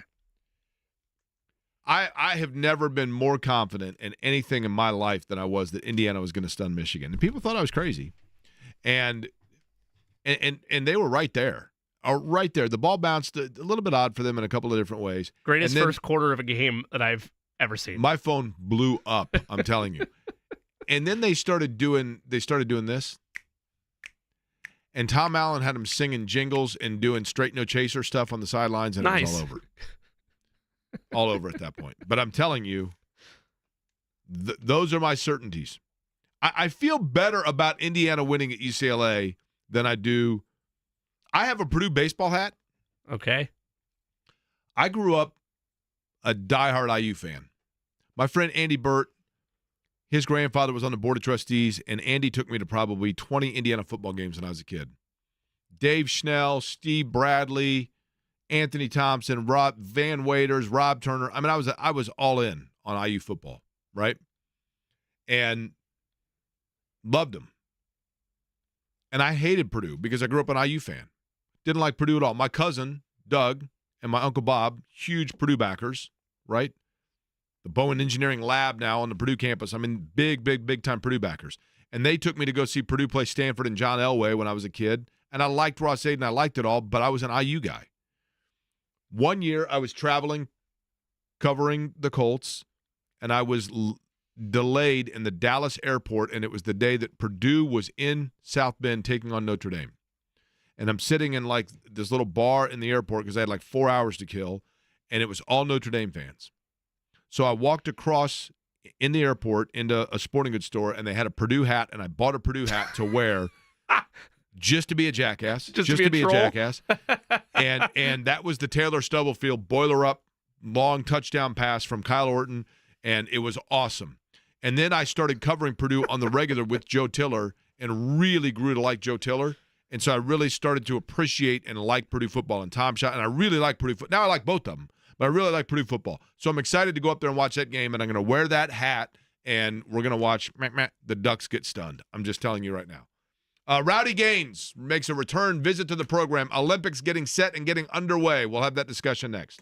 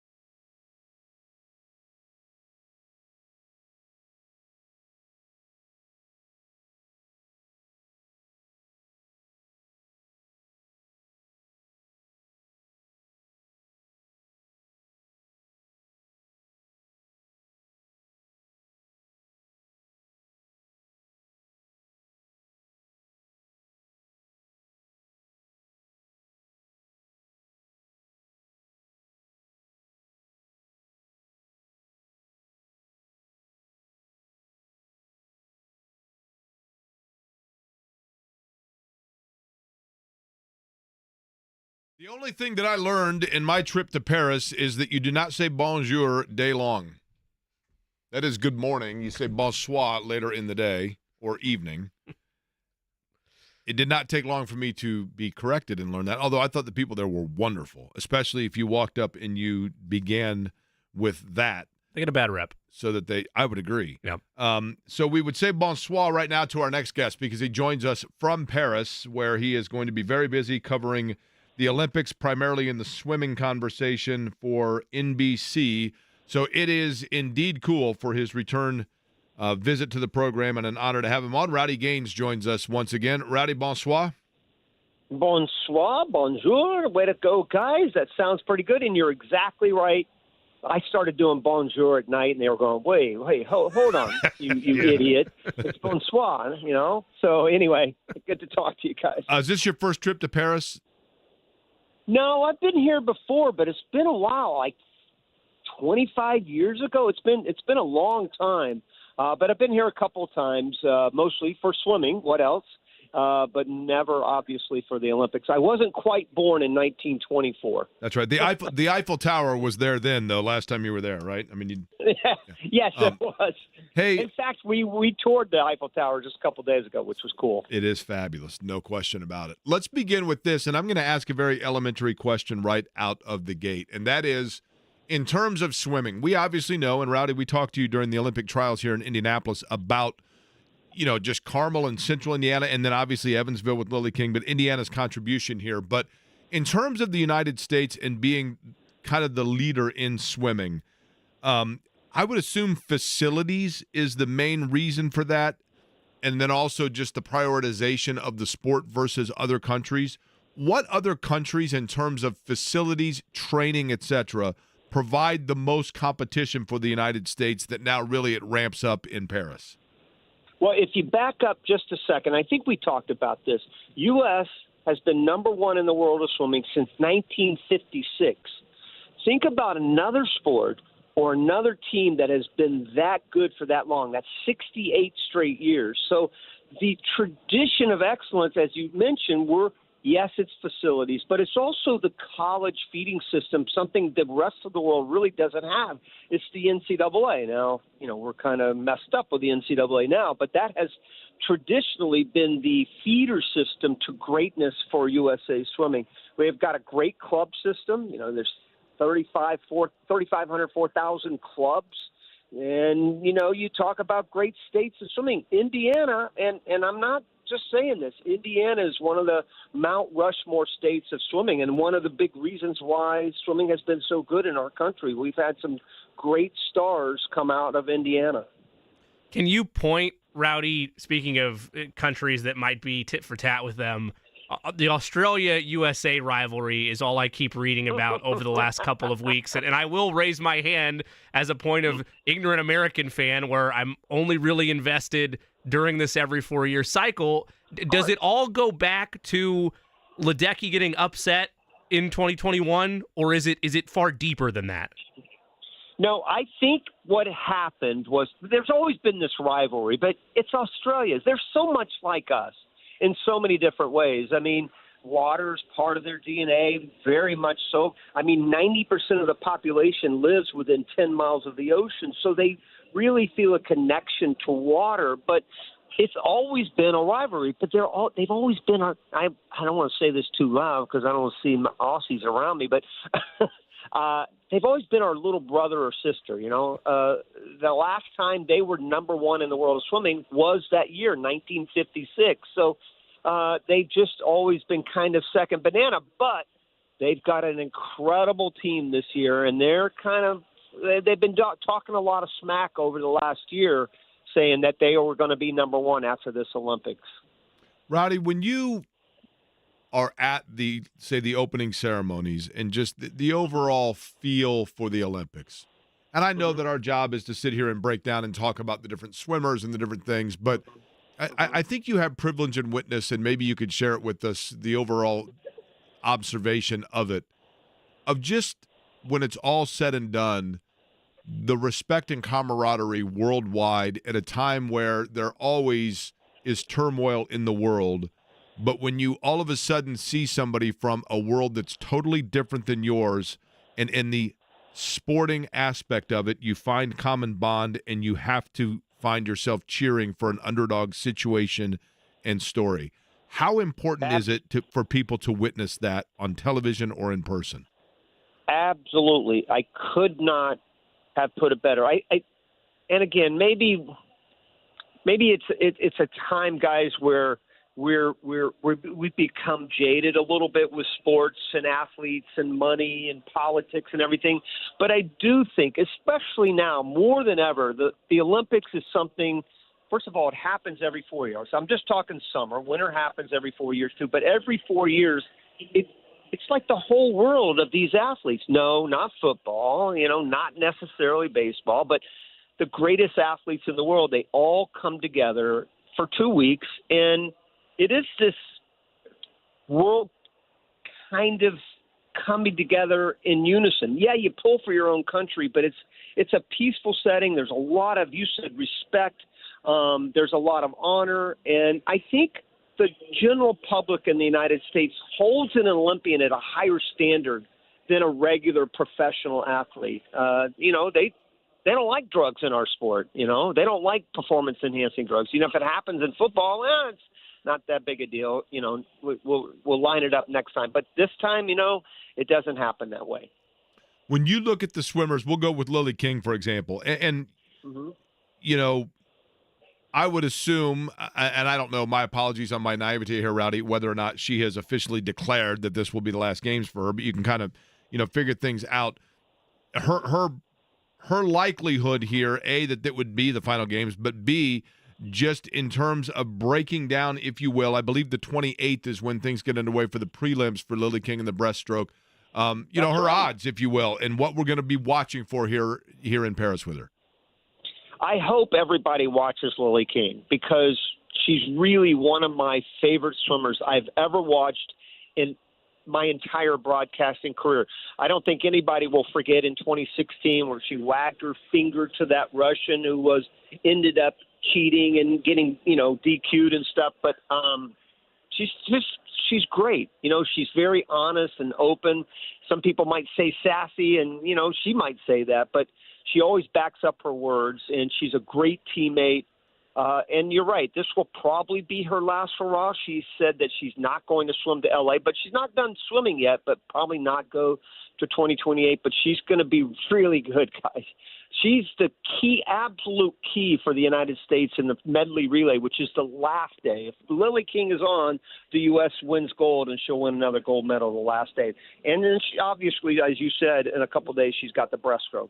Rowdy Gaines of NBC Sports, our guest. He joins us on the Express Pro Tire and Auto guest line. Rowdy, we obviously knew about Lily with the Indiana ties and the local ties going into the Olympics when she burst onto the scene. When you look at this young crop of swimmers who, again, we were the beneficiaries to be able to witness them at the trials being just here in our backyard, who, if anybody, could have that signature Olympic moment that is perhaps new to the international stage?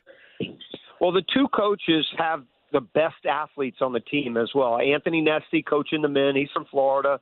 Todd DeSorbo from UVA is the head coach of the women. He coaches a couple swimmers right off the bat tomorrow, guys. Gretchen Walsh. Remember, I think we talked about her when we talked last time. She broke a world record the very first day. It was in the semifinals. So she's going to be really good. Her sister swims at 200 IM. Reagan Smith is going to be great. This women's team might be one of the best women's teams in history. On the men's side, you got Kayla Dressel coming back. I mean, everybody, I don't know, not everybody, but if you watch it every 4 years, you'll remember he won 5 gold medals back in Tokyo. He's back and swimming really well right now. Ryan Murphy, another Olympic gold medalist. The men's team is full of veterans.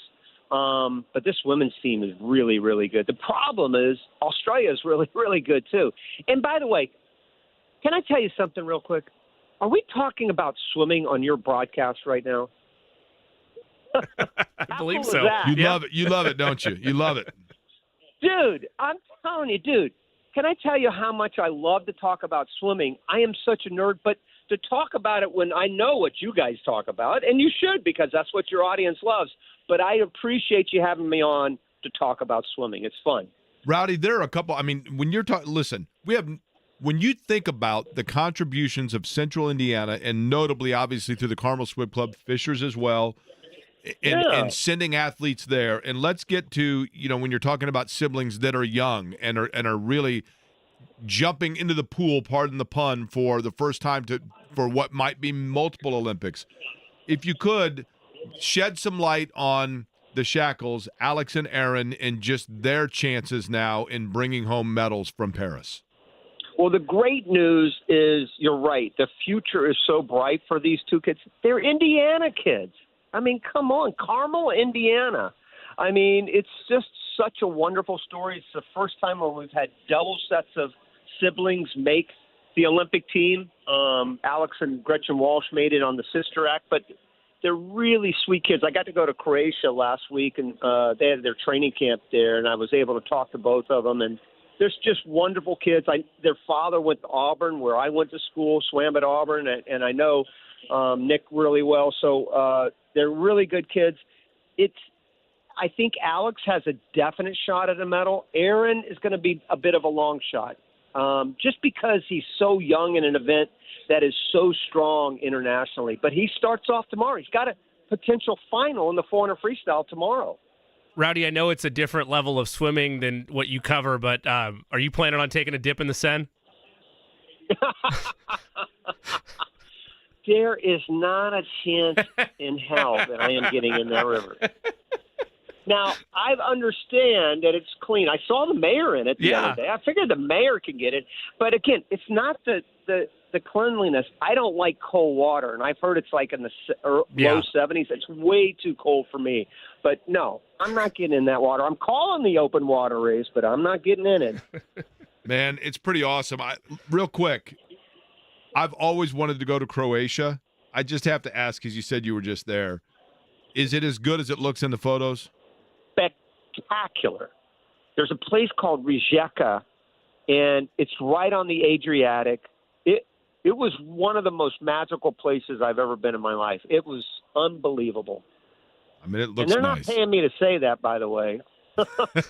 I just thought it was fabulous. Visit Croatia didn't get to you. This is just off the cuff Rowdy Gaines comment. That's good. Rowdy Gaines, the Chamber of Commerce for Croatia.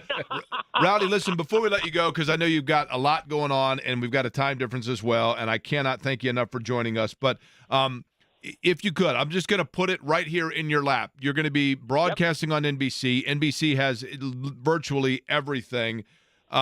The things from a swimming standpoint, the storylines aside from the obvious that we need to be looking out for, and the things that when people watch the Olympics on NBC that you want them to pay specific attention to because it's what makes it so magical.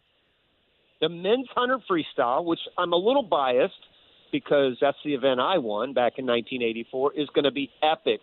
I think it's 5 of the 6 fastest swimmers in history are in that event, including 2 Americans. And the women's 200 IM. Let me take 10 seconds on this. Kate Douglas, who might have been the gold medalist in the 200 breaststroke leading up to it. This is the 8th day, by the way. You've got Summer McIntosh from Canada. She might win the 400 IM. You've got Kaylin McCune, who might win the 200 backstroke. You might have 3 Olympic gold medalists going into one race on an epic next Friday night. Rowdy, I am actually going to ask you one more thing because you no problem. you are a medalist. I have, and I think you won 3 gold medals. Am I right in that? I don't want to sell you short. Okay. I did. Yep. So there are 2 things that I've always been fascinated by when it comes to people that win an Olympic medal. One is flippant and the other is serious. I've always wondered if I were to win an Olympic medal, A, where I would put it, and then B, how I would handle this 3-week period where my 15 minutes is everywhere on every talk show and everything else, and I'm the epicenter of the sports world, and I'm an American hero, and then I come back and everybody goes back to their regularly scheduled programming of life, and now it's difficult for me because I was this hero, and for some of these athletes, I'm back to relative anonymity, if you will, and the psychological challenge of that. Was it hard? Sure. It's real, and it was really hard. Remember, 40 years ago, we didn't have the mental health proponents out there to talk about this. We never talked about that. Good Lord, suck it up is what I was told. But when it's all over with, you got to remember this is every 4 years. Can you imagine the Super Bowl being once every 4 years? That's what I try to tell people, that this is why it's so epic for us, because it's so rare. And an athlete's life can come and go in a span of 4 years. So if you miss it once, you got to wait 8 years. And so, yeah, I did this, nothing else, but for 8 years, because I was part of the boycott team in 1980. And so, yeah, after 84, you're right, about 3 months, the tours, the adulation, and then it all just evaporated out of nowhere. And, you know, I had a tough time, I have to tell you. It was a rough time, but, you know, I didn't have too many people feeling sorry for me, that's for sure. Now, the medals themselves, you didn't go and have them bronzed, right? I mean, they are gold, so... Of course, that's something I was just dying to do. Go have my gold medals, bronze. By the way, you know, the gold medals are like 90% silver, believe it or not. Do they? Isn't that weird? In all honesty, here's a dumb question. I mean, do they tarnish it all over time, or do you have to clean them? Mine's all beat up. Oh yeah, mine's beat up because I take it around with me and show it to people, and it's been dropped, it's been stolen. I had it stolen once. Really? And that's a whole nother long story, but I got it back, by the way. But yeah, so it's dinged up for sure, but I don't care. Did you get it back Liam Neeson Yeah, style, or did you get it returned? Craigslist? Like, what happened? So in 30 seconds, because I know you guys want to wrap up, but I'm the idiot that did it, right? I put it in a lockbox at a YMCA, and I forgot to lock it. So I come out, and it's gone. 24 hours later, I'm hurrying up with the story. But 24 hours later, this guy calls me, says, I have your gold medal. If you want it back, I want $10,000. My wife was sitting right next to me. She'll swear to this. I said, it's fake, and I hung up. I said, it's fake. You can keep it, and I hung up.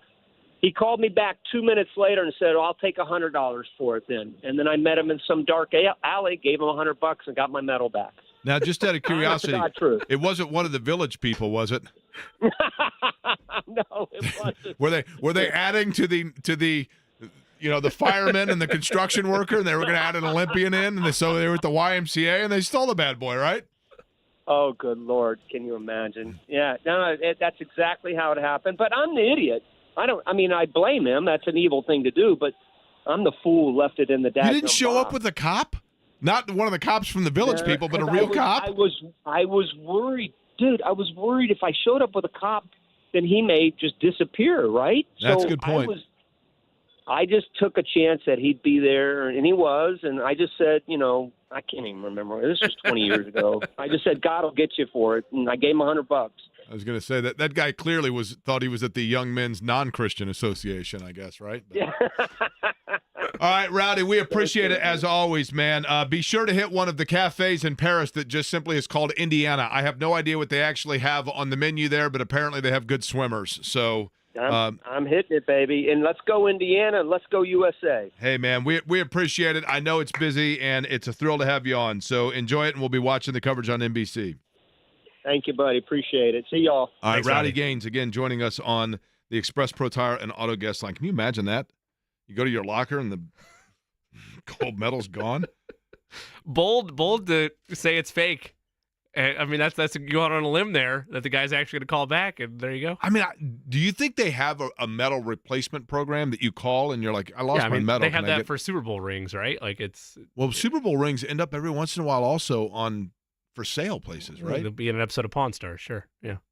I just saw an episode of I didn't see the episode, but somebody posted on Pawn Stars Muhammad Ali's son taking in one of his main fight robes with the gloves. Really?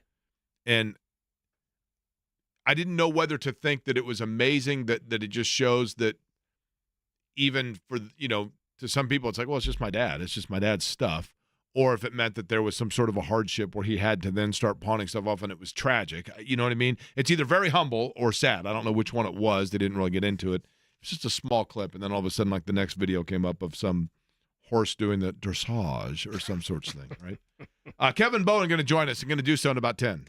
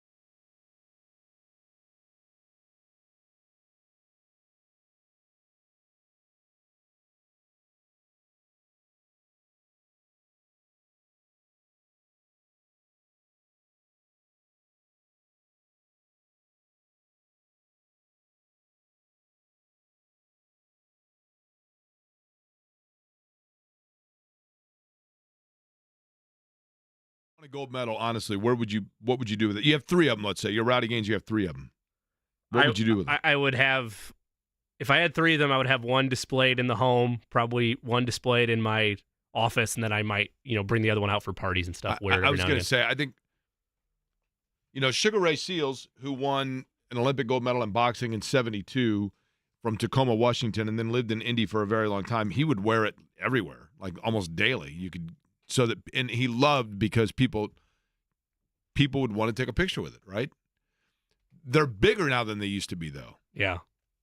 The only reason I wouldn't want to wear it every day is twofold. One, I don't want to be known as the metal guy. Like, oh, there's Jimmy. I would. There's metal again. Kidding me? And 2, I'd worry at some point, the more you put it out in public, the more the temptation for someone to swipe it would be. Well, no question.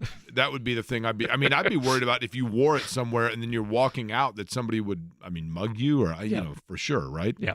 I would probably give 1 to my parents, keep 1 to myself, and then give 1 to either the high school or college I attended. Wow, that's pretty generous. So, like Decatur Central would have a medal just hanging?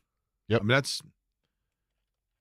Do you have anything on loan to a museum anywhere, anything like that? Because I have, at the Vonnegut Museum, I have 2 things on loan, and they've been on loan for like 5 years, and I kind of feel like it's when you were in college, and somebody would, they'd be like, hey, man, can I borrow your CD? And then if you don't get it back after a couple months, you're like, it's kind of theirs. Now, I'm not saying that I realize this is kind of my lane on the show at times, but I feel like having loaned something to a museum is a second half century of your life type of thing, or you've accomplished enough to want to do that. I don't think Eddie and I, to this point, I don't want to speak for Eddie, but I don't. The way my head just keeps growing. That's right. Eddie has that. We're going to get to the hat size eventually. It's going to be a Guinness World Record. Eddie does have that inside track there. Eddie could have a hat that's donated both in Canton and with Ripley's, right? Which is cool. That's true. I'm the lame one then. I don't have anything to loan off. When I was in college, museums. I had gotten word when I was in Which college? That's an excellent question, Eddie. When I was at Indiana University in the first Which installment. time? Okay, there we go. I wrote a letter. I had read everything by Kurt Vonnegut. And I read somewhere that Kurt Vonnegut would do pen pal stuff with people. So I got his address and I wrote him a letter, and he wrote me back, and in a very Vonnegut level letter back. And he wrote me back, and when they opened the Kurt Vonnegut, and then my aunt, knowing that I was a huge Vonnegut fan, bought me an original piece of his artwork. And so when the Kurt Vonnegut Museum opened, I loaned them the framed letter and the piece of art, and both of them are on display at the Vonnegut Library, the Vonnegut pretty cool. Museum, yeah. But they've been there a while. So I understand and appreciate, Eddie, your thought with Decatur Central. I would love, if I won a gold medal, it'd be cool for North Central to display that, but it would be tough because I would probably wear all 3 of them all the time. And I would set up photo booths where people get pictures with me, $5 a pop, etc. It just proves, Jake, your humility is the number 1 trait about you. Of all my list of great attributes, there is no question that humility is at the top. Kevin Bowen is next.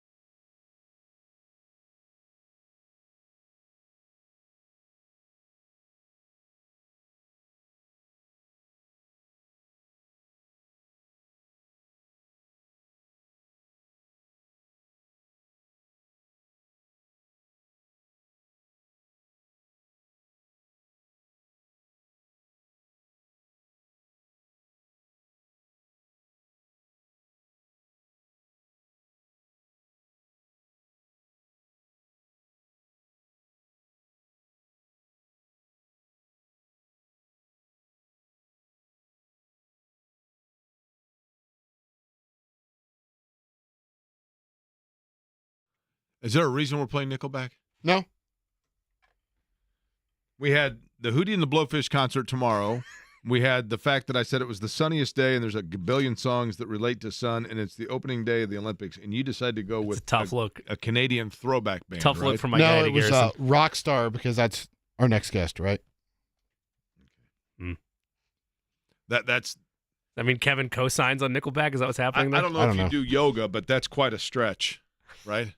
You're the king of yoga, so I guess so. I am. I am not what one would say is limber. Joining us now on the Express Pro Tire and Auto Guest Line, and I'm sure thrilled to be doing so based on that intro.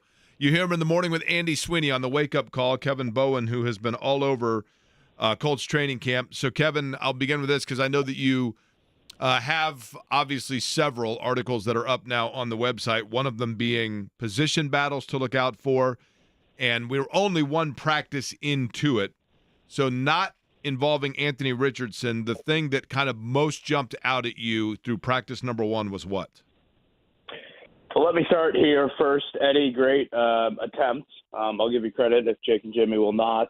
My brother-in-law, Ross Lubbers, diehard Nickelback fan. Don't think he's missed Nickelback in Indy. Okay. Maybe since he came out of the womb. And your stance? I saw him in concert and asked for the Nickelback. Yeah, great. I mean, nothing says Friday at 2 o'clock comment like that from Jake. Yeah, I'd probably side a little bit more with Jake, as much as it pains to say to me on that one. Position battles. I guess let's go to tight end first. That seems to be a popular one. First three plays, they had three different tight end groupings, for example, yesterday. None of them involved Jelani Woods, which is probably the name that, people ask me the most about or most curious about. It just goes to show you that, I think they view tight end as wide open as we do. In a normal, camp 3-4 years ago, Jack Doyle wouldn't have come off the field. And, 3 or 4 years before that, Dwayne Allen, et cetera, et cetera. So it's just kind of how that position is this season. Corner, I think, will be one to watch, kind of a 3-for-2. Juju Brents, Jalen Jones, and Dallas Flowers, three guys for the two spots, not Kenny Moore.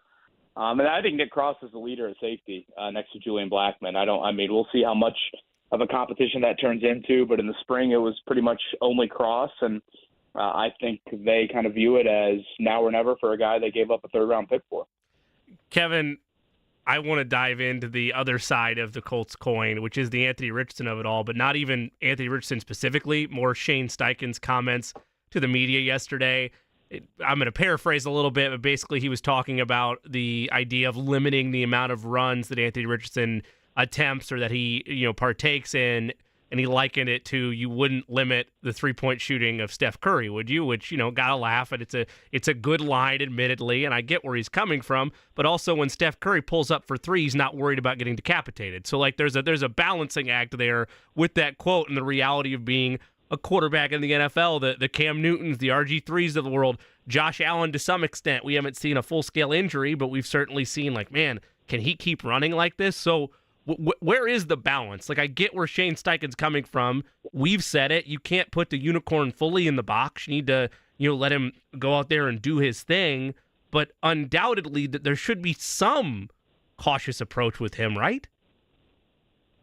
Yeah, I have used this phrase a lot, and I will continue to use it in regards to Richardson and the run threat, the dynamic run threat that he does bring. And that's limit, not eliminate. Eddie Garrison has heard me say that on the podcast 1,000 times, so I apologize to him. And I'm talking limit, in a small manner. You don't draft the dude 4th overall if you're going to say, you know what, one of your strengths we're just too afraid to use. No, you still use it, but I think you use it in moderation. So I've thrown out the number. If you took away one designed run a quarter, so 17 weeks of the season, one design run every quarter is now gone or off your play sheet, or you don't call that, you're, depending on how often he gets hit on these run plays, you're taking maybe 30-some hits off his body. And if you look at running style quarterbacks in the NFL, if you could do that to them, you could create, certainly, I think, a better chance of this guy lasting into December and January in a given season, maybe lasting longer in his career over the course of time. And, you obviously very accurately laid out, Jimmy, the part of the Steph Curry analogy that Shane Steichen did not mention, and that is 300-pound men are not tackling him after three-point attempts, although that would be interesting to watch just to see how that would impact three-point percentages for guys in the league. Let's look at the 4 injuries Anthony Richardson suffered last season. Of the 4 guys that hit him and led to injuries, 3 of the 4 weighed 220 pounds or less. So we're not talking Andrew Luck, Week 3, 2015 season. He's in the pocket in Tennessee, and Jarrell Casey, the 300-pound defensive tackle, lands on his right shoulder. That's not what happened with Richardson last year. Defensive backs injured him. Linebacker injured him. I mean, Harold Landry, I wouldn't call him bigger than Richardson. He's certainly a big dude. But, Richardson's 6'4" and 260. So, that, I think, are some other things you have to factor in here. So, by no means am I saying take that away. Again, it's a dynamic run element. It's not just a run element. And I would say the last thing I'll say on it is this. Just because you dial it back a hair, just because you limit, not eliminate, doesn't mean the opposing defense can sleep on you. Doesn't mean that all of a sudden, why is Jake calling me? I have no, you're calling me. Oh, Phone wow. tag. Phone tag. I'm not kidding you. I'm looking right now, and my phone says that you're calling me, Kevin. I think, Right Jake, you have now, a phone problem. Yeah, it does. I can confirm Yeah. that it shows decline or accept Kevin Bowen phone call on Jake's phone. Kevin, I don't know if you know this or not, but the station calls me several times a day when I'm on the air. And now, just then, my phone showed that I'm calling you. Or I'm sorry, that you were calling me. Right there, it said that you were calling me. Very odd, huh? Wow. Do we have ghosts? Matter of Like fact, dead hold people? on. You're leaving me a voicemail. All right, I will group chat. I mean, this is just brilliant. I hope the radio. Again, voicemail's nothing just says- this conversation. I hope it's a 3-way call that's being just left. Nothing says Friday at 2 o'clock like this. This is great multitasking here. I just sent you 3 the screenshots of Jake Query missed call and what it looked like on my phone. I can't attest. You're for leaving fresh me a set of voicemail eyeballs. right now, Kevin. Your phone is leaving me a voicemail right now. What in the world? It's asking me if I want to accept or decline it. Will it transcribe the whole thing for you? See, Yeah, I think it it's your says- phone. What's it transcribing? It says, so, I don't know if you see now, like when Right. someone's leaving, it's saying, we did not get your message either because you are not speaking or because of Okay, bad connection okay. to disconnect. And now you're done. You gave up. Okay. So, yes, right now it shows Unbelievable. Kevin Bowen missed call at 2:07 p.m. Wow. And I just sent you guys a screenshot. Obviously, I got the exact opposite. There is That's a, weird. There's a poltergeist going on here, right? Very Yeah, odd. I think I'm gonna go check on Max up in his room after this call gets over. I would just say the last thing I'd add on the Richardson front is this. Again, I don't think just because you would limit would all of a sudden lessen the heightened awareness opposing defenses are going to have for you. I mean, Zach Moss averaged 1 yard per carry more with Richardson on the field than Minshew last year. That might not sound like a lot. It is a lot. And Moss is not some home run hitter, and he ripped off a huge one last year against Tennessee. And now you put Jonathan Taylor next to Anthony Richardson. So, it just seems like, this is a very much run him into the ground sort of approach. And, gloves off, however you want to describe it. And I just think that's a little bit of fire to play when you're trying to get a guy to the end of the season and ultimately get a guy, playing for you for a long time. So are we saying, Kevin, that, a year ago, because Zach Moss was a really important player for the Colts. I mean, not only because when Taylor was not available, but also even when he was, I loved kind of that thunder and lightning yin and yang in terms of defenses, the different ways that you could hit them in the running game. Does Anthony Richardson now, is he the guy that is the replacement for that harder style run play when you're not giving it off to Jonathan Taylor? Are you saying basically that he could be Zach Moss? I don't mean necessarily in physicality. I just mean in terms of distribution, so to speak. Yeah, maybe in that light. I mean, obviously, there will probably be a series or two a game where whatever Trey Sermon, takes Jonathan, Taylor's play time just to kind of alleviate that off of Taylor. But if you were going to go off the sheer carries or distribution, to use your word, yeah, I mean, Richardson is probably that. And again, I think that weapon, that element of Richardson and Taylor, to me, is the biggest strength on the Colts roster. Some might point to their defensive line, but I just think that threat. And you got a couple in Richardson's arm, which, he pointed out on several occasions yesterday. I think we still have yet to really see the full arm in game moments. I think there's been maybe a play or two, but still, I think we've seen actually more in practice, him really uncork it than we have in game settings. So, that obviously strikes some fear into opposing defense. Okay, safety, you want to cheat up and, you want to throw 8 in the box, or you even want to throw 9 in the box. Okay, if you leave your corners out on islands and, whatever, A.D. Mitchell and Alec Pierce can win one-on-one, then all of a sudden, Richardson's got the arm to make some plays down the field. So, I think Sermon, will be a little bit of the Moss. I don't want to act like he is Moss by any means, but, again, distribution-wise, it is probably more of Richardson, the sheer number of whatever, 8, 9, 10 carries a game, however many it is. The Fan Zone, Kevin Bowen is our guest. He joins us on the Express Pro Tire and Auto guest line. Of course, you hear him on the Wake Up Call with KB and Andy, 7 to 10 a.m. on these very airwaves, and he should be your go-to source for all things Colts training camp, Colts regular season, and beyond over at 1075thefan.com. Kevin, you'll have to forgive me a bit because we only really get sound snippets and clips that, you and the rest of the Colts media corps post on this. So if this was clarified, then, I appreciate you re-clarifying it for me. But your colleague James Boyd had posted 2 days ago a quote that Chris Ballard gave that was in response to a question you asked about adding a veteran safety or cornerback, and James speculated that perhaps Ballard had thought you said better and not veteran because the quote that follows is the word better. That's subjective. We could definitely sign someone, but I want to see these young guys get after it. Were you asking about a veteran presence, and is there anything more revealing about the fact that he might have thought you said better? I was. I did use the word veteran, not better. Chris, I think just misheard me there, and that's why, I guess for anyone that watched the clip that James posted or watched the YouTube stream of the press conference, I tried to clarify in a little bit of a back and forth when Chris kind of pushed back on the term better, that I'm like, I apologize if I said better. I thought I said veteran, and then I went back and listened to it and thought for once my brain did actually work, and I did say veteran instead of better. So I ask it because we've had that debate, right? Like we've had the debate, would a veteran help or not? And his right. Constant mantra has been he likes this young group and he wants to see what they have. I don't necessarily agree with that, but hey, that's why he makes those decisions. So do you get where he is coming from with wanting to see more from this young group? And from a veteran standpoint, does that totally rule out when cut downs happen, the idea of them bringing somebody in? Well, when he answered the question, and I asked specifically, and again, Chris clearly didn't hear me correctly, so I don't know if he fully understood directly what I was asking. But basically, I just said, what did you see in the spring that made you not make a veteran move? I didn't ask him, will you still make a veteran move? And he offered up at some point in the answer, we definitely could still make, some sort of move.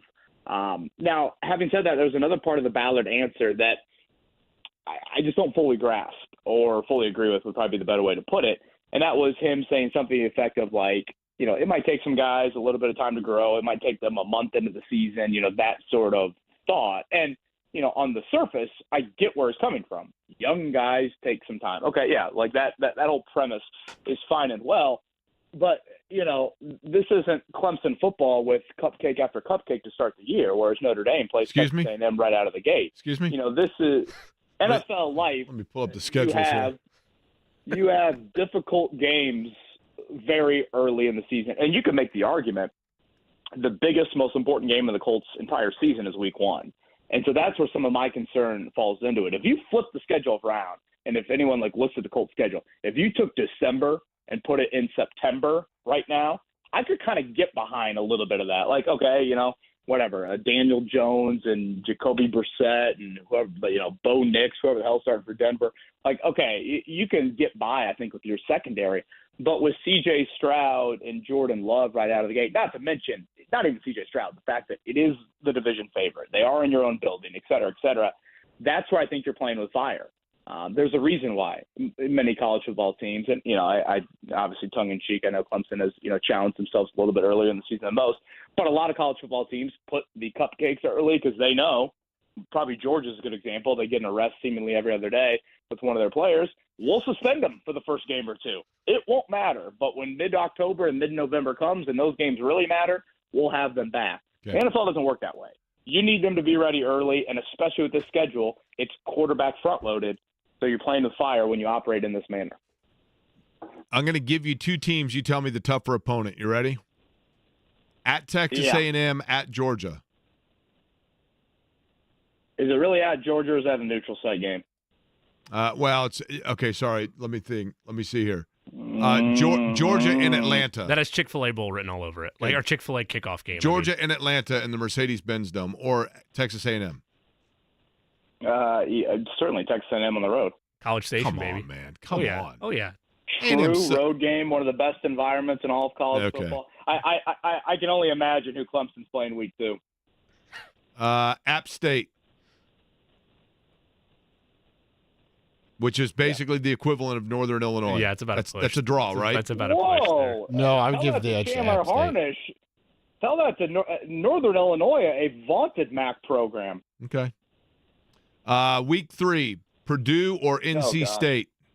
Are we going the whole schedule here? That Purdue game is always close. I don't care how bad they are. That game is always close, year in year out.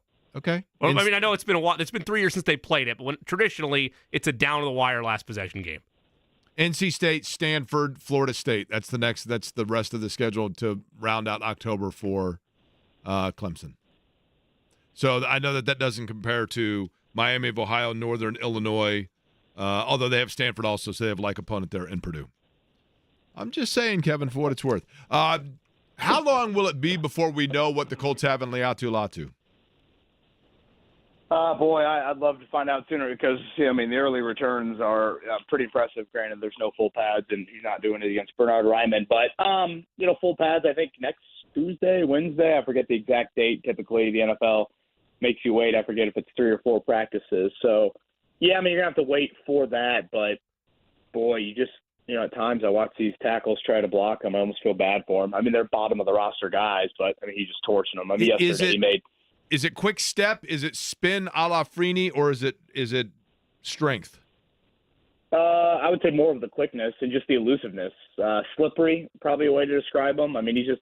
There's no full pads, right now. Right. So it's just the kind of the make you miss sort of ability with that. And he definitely did a rookie minicamp. Now, granted, that was like a flat out tryout dude trying to block him. Yesterday it was Jake Witt, 7th-round pick from last season, who, is a big-time project. So, the bummer about offensive tackle is, in terms of evaluation, is outside of Raimann and Braden Smith's hurt right now, you just don't get great evaluations. The Colts are super young, super inexperienced, or bad at tackle behind those guys. So, that's why, for me, I'm just kind of like, get me Latu in full pads, get me him against Raimann, get the Arizona Cardinals here, Cincinnati with that joint practice as well, all of those things, because, he certainly is doing it when, at the level that you're allowed to right now, which is no full pads and oftentimes second and third teamers. Yesterday in a red zone drill, which, again, there's not a lot of time to produce a pass rush in a red zone drill. He got in Joe Flacco's face so quick, like Flacco was startled. And that's pretty rare to watch. Of all the reps I've seen Flacco take, whatever it is, 30, 40 reps so far, dating back to the spring, I haven't seen him like, oh boy, I don't know what to do here. And all of a sudden just like footwork, and he runs in offensive lineman, he falls down for a sack. Again, you don't see that very often in a red zone drill, and that was all Latu doing. The Fan Zone Kevin Bowen is our guest on the Express Pro Tire and Auto guest line. Again, you can find his work all throughout the Colts season, especially now during training camp on 107.5thefan.com. Kevin, a brief yes or no that leads to a longer form question. There's always been the last couple of years a will he or won't he in terms of how much playing time he has left in him about Ryan Kelly, correct? Like that's always been kind of the general thought of how much longer is he going to do this for? Yes, but he would push back on that if I could sneak in a quick. Okay, no, that is important context, and it sort of provides more clarity to my second question, which is, were you at all surprised by him? Because that's all I've heard, right? I don't cover the team as closely as you do, but all I've heard is, okay, this is a guy that like you never know year in, year out what he wants or how much longer he wants to play. To see him publicly talk about a contract extension and clearly sounding like a guy that wants to play for you'd think another 2 or 3 years would be a standard contract there. Were you at all surprised by the public nature of his discussions with that, and ultimately with Ballard comments mixed in, does this get resolved with him in a Colts uniform by season's end, or do you think this is a situation where they let it play out and they're happy with what they have behind them?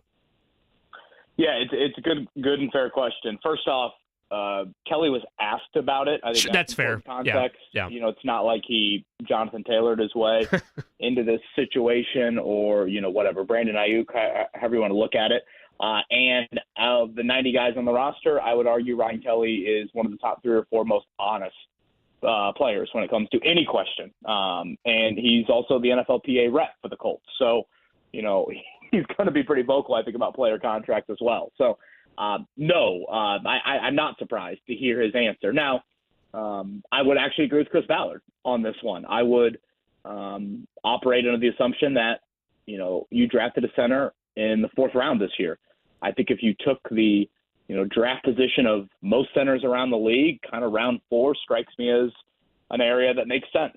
Tanner Bortolini out of Wisconsin's a guy that the thought is, okay, just needs to put on a little bit more strength. He played behind a great center at Wisconsin, Joe Tippmann, beforehand. He was a second-round pick, so just that was part of the reason why he didn't play more center. But whatever. After a year in an NFL weight room, he should be good to go, and that's how I kind of look at it. Ryan Kelly's 31 years old. His cap hit is nearly $15 million. That is a lot of money when you're talking about a center.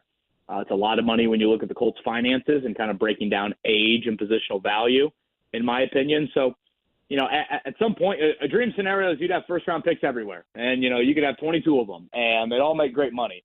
Not how finances work in the NFL. At some point, day 3 starters need to play for you, and a guy like Bernard Ryman is saving you a lot of money right now at left tackle, given that he was a 3rd-round pick. That's not going to be the case here in about a year once he signs his 2nd contract. So a guy like Bortolini at center probably needs to, be ready to take that torch. So, to answer your question, does it get resolved before the end of the season? That one, I'm a little bit more unsure of. Again, I think normal teams would operate in the you pass the torch. The Colts do. I agree with Ballard. The Colts do really favor their own. So maybe they view Kelly, who I think is a great pro and certainly is beneficial to Anthony Richardson.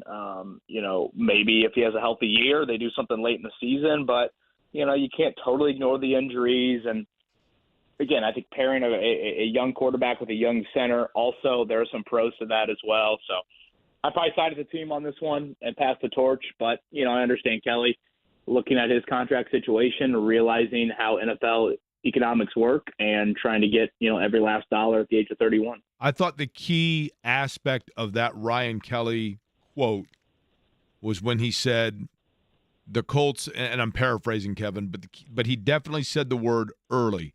He said, we were interested in an early extension and the Colts didn't have interest. I'm paraphrasing, but my point being, it wasn't like he said the Colts told me they're not interested in extending me. He said they're not interested in extending me right now. And Chris Ballard has been very vocal, and I think Chris Ballard, when it comes to contracts, is usually pretty honest, truth be told. We try to sift through stuff, and then in the end we go, he kind of said, and Chris Ballard basically said, if players are good players and they're here, we like to take care of them. I just don't think the timing right now that's on their front burner. But it's not to say I think it would be irresponsible of us to totally rule out, to your point, the fact that they're going to revisit that, right? Right. Yeah. I mean, early is probably the good word, the right word to kind of point out there. And, this really wasn't on my radar. Andy and I kind of talked about this on report day of like, okay, every team around the league kind of has that one looming contract situation kind of hanging over the team, and some bigger than others. Obviously, Taylor last year. But like when, Andy kind of pressed me on that with the Colts, I was like, maybe Dayo Adangbo, but like I didn't even really think of Kelly, to be honest with you, which probably I'm not doing my job well enough. But part of me just doesn't view needing to give him an extension as a necessary item. Again, really nice pro, but to me, an 18th overall pick at center, and you're paying him whatever would be a 3rd contract, that's rich. That's throwing toppings on the already loaded sundae there. I just don't think you're in a position financially to do that, especially when you're as conservative as they are from a spending standpoint. All-time history, Clemson, Notre Dame, 8 matchups. The record is what? Jimmy, your guess. What is it? Clemson leads 5-3. Okay. Kevin, your guess? Yeah, 5-3 is what immediately jumped into my mind as well. Yeah, that is right, 5-3. But that clearly, I think that pendulum. Recently? What is it? What is it in the last 5 to 10 years since they started playing more? Is it closer to 500? Notre Dame won the first meeting, then Clemson won 3 in a row. Notre Dame beat them in that game when Trevor Lawrence, when DJ. Oh, it was great. I was running around my house. Uiagalelei set a record for most passing yards against Notre Dame. That was his COVID game. Notre Dame stormed the field. Yeah, his moment in the sun. Then Clemson came back, beat him in the ACC championship, and then they've split the last 2 years. So pretty good. I mean, and I think the outlook moving forward is much brighter for Notre Dame than it is probably for Clemson. I would agree. I mean, Kevin, you'd agree with me on this part, though. It's a big year for Marcus Freeman. I'm not by any means calling for changes, but it's a big year to establish this as a real turning point moment for Notre Dame good football. Recruiting so far, yeah, right? Yes, for sure. I like Marcus Freeman a lot. I just think it's a big year. It's kind of funny how the ACC's worked out. Notre Dame's had these 5 ACC games for however many years now, the last handful of seasons. And, when Clemson's on the schedule, it's like, damn, the ACC is just so mediocre. And now with Florida State seemingly finding a little bit here, I don't think Clemson's reign on the ACC will be as just like us and everybody else as it has been here. And I think it's kind of catching up to him a little bit. So, yeah, I think a big crossroads certainly for Freeman. And then, Dabo seems to be one that, we're still going to play by 10, 15 years ago rules. And I think a big crossroads for him, frankly. With where things are at. Kevin, any aspect, be it the live showing or re-air of the opening ceremonies of the Olympics, will or will not be viewed in the Bowen household tonight? Oh, yeah. We're going to an Olympic ceremony party tonight with some friends. Oh, wow. Yeah, all the young kids. Yeah, young kids together. Yeah. I got USA cookies upstairs ready to go. Are they homemade, or are they the Pillsbury Doughboy kind that I have in my fridge? Well, I mean, I might walk in and say that they're homemade, but there might have been a stop at the old Kroger on the way home from the show this morning. So yeah, I'm in on it. You guys are no. Me too. I am in on it like that. My wife and I love the Olympics, so we'll make time to watch. It's great because it's just something you can have on all the time, right? Yeah. And Kevin, I was saying, look, we love the swimming, we love the basketball, but I really do enjoy seeing the sports that are every 4-year sports. You turn it on and handball and some of the different canoe slalom. I mean, honestly, that stuff to me is fun, right? Well, and you guys have had very great guests as well, Olympic wise about. I mean, again, more of the 4-year sports. I mean, this is it. It's once every 4 years. The basketball players and some of those other sports, they obviously get to be celebrated in a whole different level. So I think that's great. I mean, we replayed Bob Costas with us today. Talking about Muhammad Ali in '96 and. I mean, I got chills hearing Bob tell the story of it, and you go back and you watch the video of it, and again, it's beyond chilling to see that. So, yes, I am I'm a sucker for the Olympics big time. All right, Kevin, we will be listening on Monday morning, and, of course, all of the Colts camp coverage on the website 107.5 The Fan as well, and then obviously it goes without saying the podcast that you do with Eddie. Appreciate the time. All right, boys, have a great weekend. Kevin Bowen, and that is so weird. And if you're just joining us, where have you been? Thank you. So in the middle of that conversation, my phone, I'm telling you, it's these engineers are having fun with us in some way, shape, or form, because typically my phone, when we're on the air, is randomly called by the station. In that situation, Kevin Bowen joins us on the air, and while we are talking on the radio with neither of us touching our phones, my phone was calling Kevin Bowen at the same time that Kevin Bowen was calling mine. This settles the internal debate. People thought I was messing with you, and I can finally put that to rest. Plot twist or further conspiracy theory on it. Eddie Garrison actually just leveled up and found a new way to mess with the show. That's right. Now, there's a voicemail that Kevin left me during that time. I can explain based on what you read about the transcript of what happened with that voicemail. So somehow your phones called each other. Kevin's number. I turned it down. Okay, hold on. Somehow your phones called one another. When you've finished recording, you may hang up. Right. I mean, come on. Okay, but listen. So that is the Kevin called you. That's what your phone said happened. But the playback is what would have happened if you called Kevin. That's correct. So something happened where the system decided you both called each other. I think there's something wrong with your phone. I don't know. I don't know that I'm willing to go that far. I mean, I have. The reason why I am is because now it's happened with the station phone, and now it's happened with Kevin's. Does that mean that Jake's I going think with the me? common denominator in all this is Jake's phone. How many contacts do you think I have in my phone? Man, far more than I think we could throw a number at. I bet So you have of a all high the amount. contacts, that's the one? Yeah. Does that mean that Jake's coming with me to the Apple store at Castleton a month's time to go get a new And phone? you know who works there?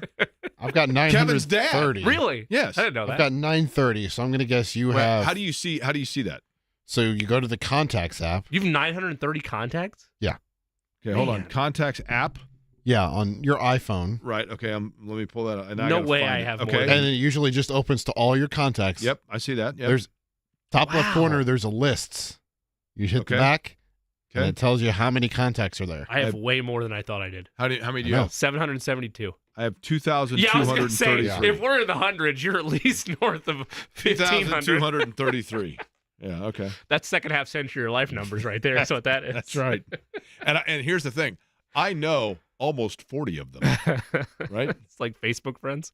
All right, we'll come back. It is a Friday. That means it is time to feel good. Feel good for the Heart Friday, brought to you by Franciscan Health. By the way, a reminder, Franciscan Health, the #1 heart program in Indiana for cardiology by Health Grades, #1 in Indiana for interventional coronary care and major cardiac surgery by CareChecks, and they are offering affordable heart scans for just $49. You're able to self-refer, pay out of pocket, get a free heart health risk assessment with the scan itself. You cannot afford to not do it. It is that easy, and it is non-invasive. You can always call 833-238-0688. I realize you're saying to yourself, Jake, I'm not going to remember the phone number, 833-238-0688. I get it. You can always go to franciscanhealth.org/screening bundles, or you can always text me and ask, or simply Google Franciscan Health Heart Scan. We'll let you know our Feel Good for the Heart Friday next.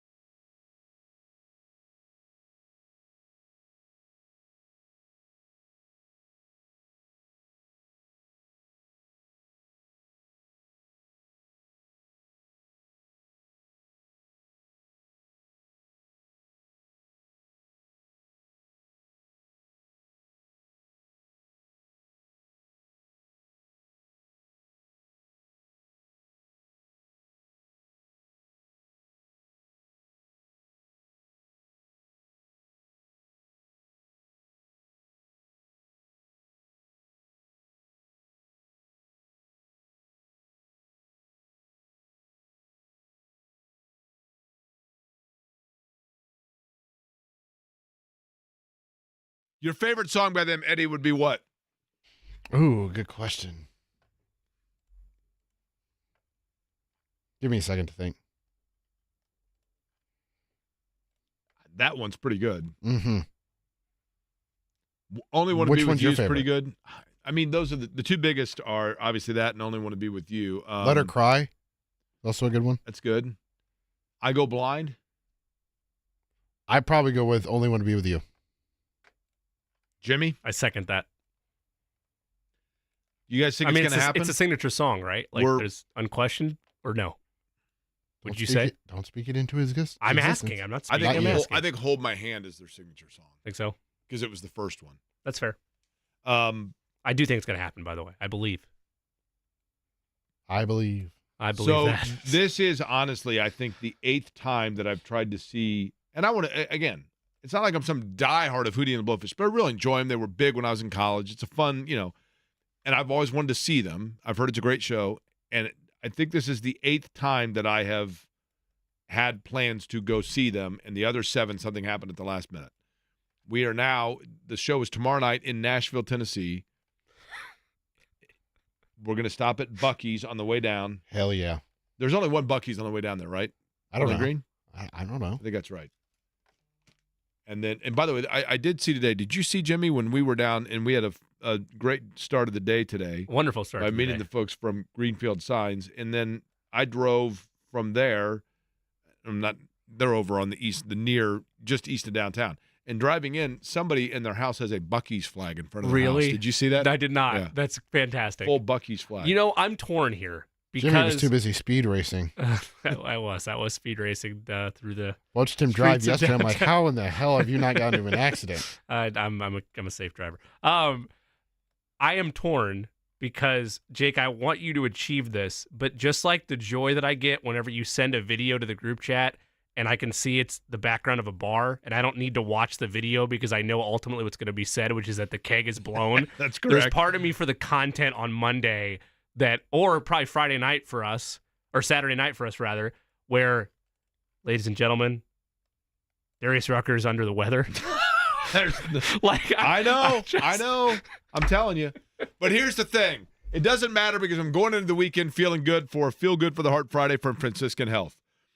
The idea, and of course I really look forward to it once we get into the IHSAA and high school athletics, because what I want to do, and I want you folks to send me your nominees once we get into the school season. And there's those feel-good stories. You always see them, especially in high school sports. The student that overcomes the odds, the student that gets an opportunity that they didn't think they were going to get before, etc. Those are the kinds of stories that I want to feature each and every Friday, brought to you by our friends at Franciscan. And you just heard me mentioning Franciscan is the number one heart program in Indiana for cardiology by Health Grades, and number one in Indiana for interventional coronary care and major cardiac surgery by CareChecks. And the affordable, non-invasive $49 heart scan. You cannot afford to not get it because you can find out where you stand in terms of your risk for a heart attack. I've had one. Well, I've had the heart scan and I've had a heart attack. You do not want to have the heart attack, believe you me. And I say that somewhat flippantly, but mostly seriously. It's a serious thing, and you want to take your heart health serious, and Franciscan is there for you. One of the things I love about just sports in general, you heard us mention it with Rowdy Gaines. Sports unifies the masses. It's one of the few things where you get two people that are of completely different political opinions, but they go to the game, they're rooting for the same team, big play happens, before you know it, they're high-fiving each other. Sports brings people together of all walks, all socioeconomics, all creeds, all backgrounds, you name it. But there are some sports, when you think about it, and there are those people that, for whatever reason, it's just not in the cards for them to be able to participate in sports and learn sportsmanship, representation, teamwork, camaraderie, all of it. That includes, and I've always had a soft spot for the visually impaired. I've told the story many, many times before that my radio career really did begin when I was in middle school, and Mike Dalrymple from the Indiana School for the Blind came as a transfer student to Eastwood Middle School. And during dodgeball, when we asked him once what he thought about the game that we played in dodgeball, and he said, well, it's fun, except for that I don't know really what's going on. So I would stand behind Mike Dalrymple while we played dodgeball and narrate for him what was taking place. And That was the start of my play-by-play career. Mike Dalrymple still to this day is the guy that I always say was my first play-by-play job. But I always had a soft spot, and I've never forgotten the fact that Mike mentioned that while he loved the sounds of the dodgeball in our gym class, he didn't get to totally experience it. That's why I love beat ball, which right now is in the middle of its World Series in St. Louis, and not one but two teams from Indianapolis are represented, the Thunder and the Edge representing the Circle City. What exactly is beat ball, you ask? Very simple. It's for the visually impaired. Thank you, Eddie. They have two bases, one at first base and one at third base, that essentially look like tackling dummies in football.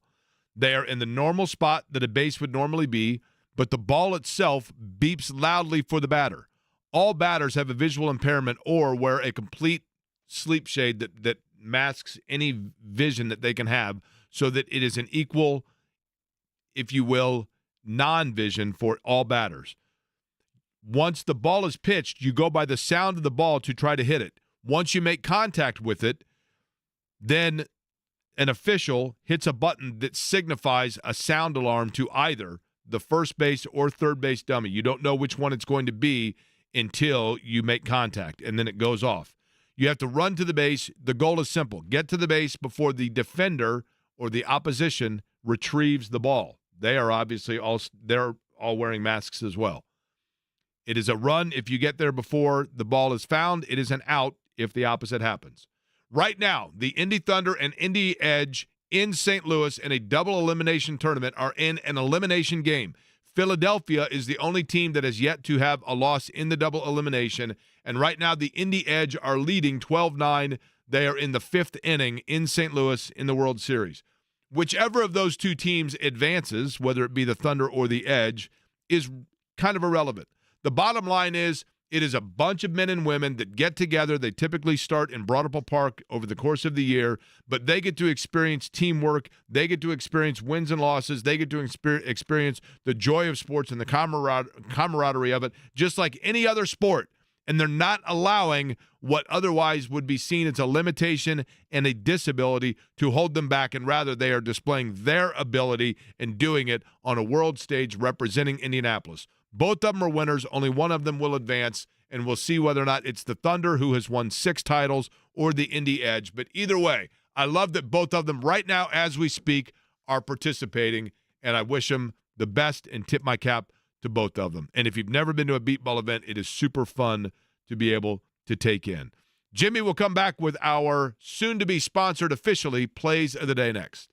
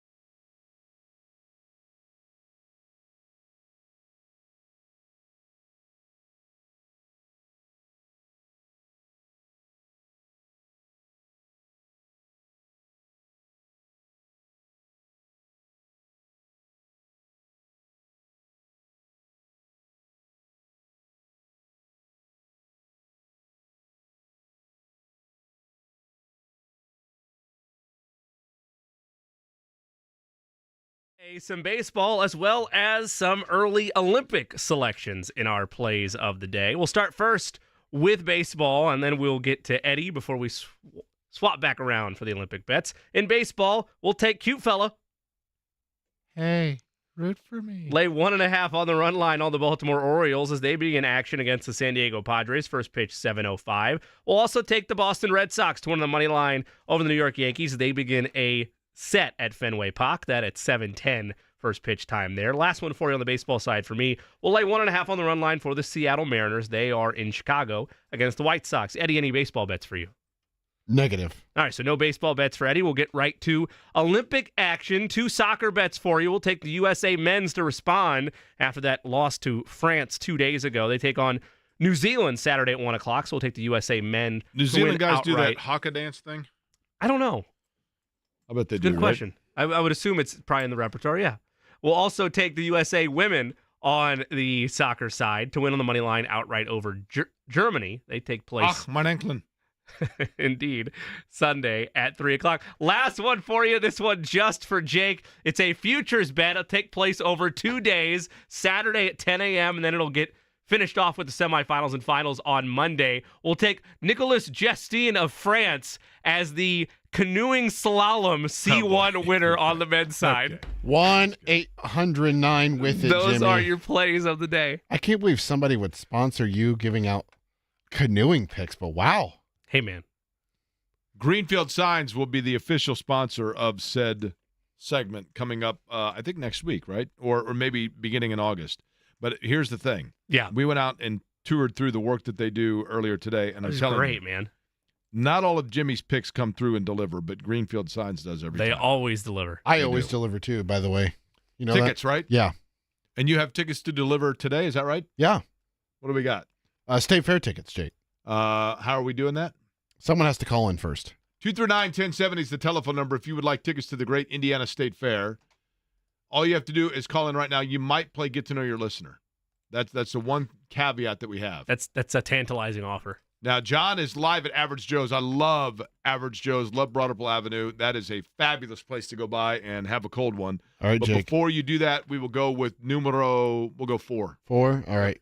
We've got time for Get to Know Your Listener. Roulette style on line 4. You are live and you are on the radio. What is your name, please? Nice. My name's Rich. Rich, how are you? Have you called the program before, Rich? No, I have not. I've been thinking about it a few times, so. Well, and we appreciate that you finally decided to take the plunge. Socioeconomically speaking, Rich, would you say that your first name is appropriate? I'd say Rich in name only and spirit. All right, Rich, what line of work are you in? I've got a custom millwork business through architectural woodworking projects. Oh, nice. Okay, that's cool. And you've done that for how long? I've been doing it for 30-some years. My company's 20 years old. What wood is the most difficult to deal with? What is the wood that looks the most aesthetically pleasing but is the biggest challenge for you? Well, walnut and white oak right now are on every designer's palette. White oak being hard and dense, pretty tough. Walnut is soft and easier to mill, but they all have their best applications. Just depends on trying to find that. My goal is to take the wood and without slating it into a bunch of weird colors, making it exhibit its natural qualities. Okay, I can appreciate that. Now, Rich, are you a native to Central Indiana? Yes, Indianapolis, born and raised. Okay, and to which high school do you call your alma mater? Went to Southport. Southport High School. Okay, what year, if you don't mind me asking?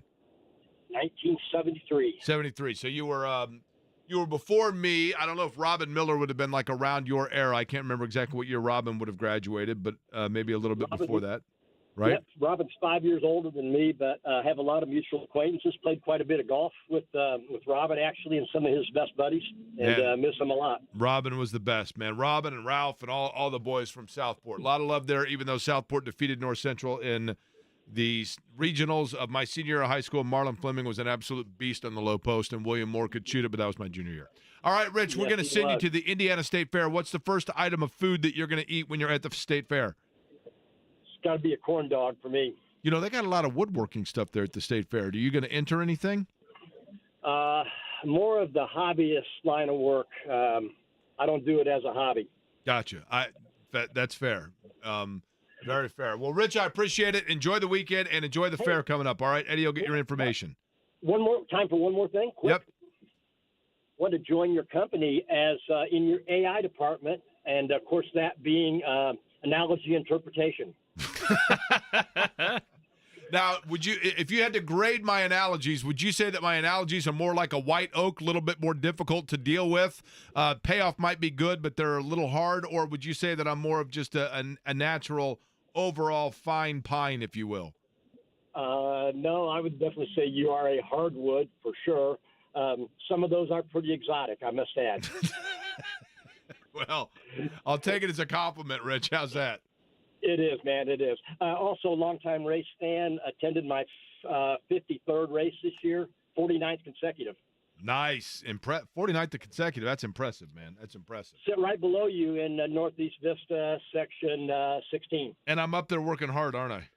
I know you are. We always love it. Appreciate you guys. All right, Rich, appreciate it. John is up next. He will be at Average Joe's in Broderpool. It is supposed to be a spectacular day. Brian Wols said sunniest of the year, so you folks get out and enjoy it. And hopefully we'll be recapping Hootie and the Blowfish on Monday, as well as a big weekend at Colts Camp, Team USA as well. Go get him, Jake. Thank you. I'll bring you back something from Buc-ee's if we make it down. Awesome.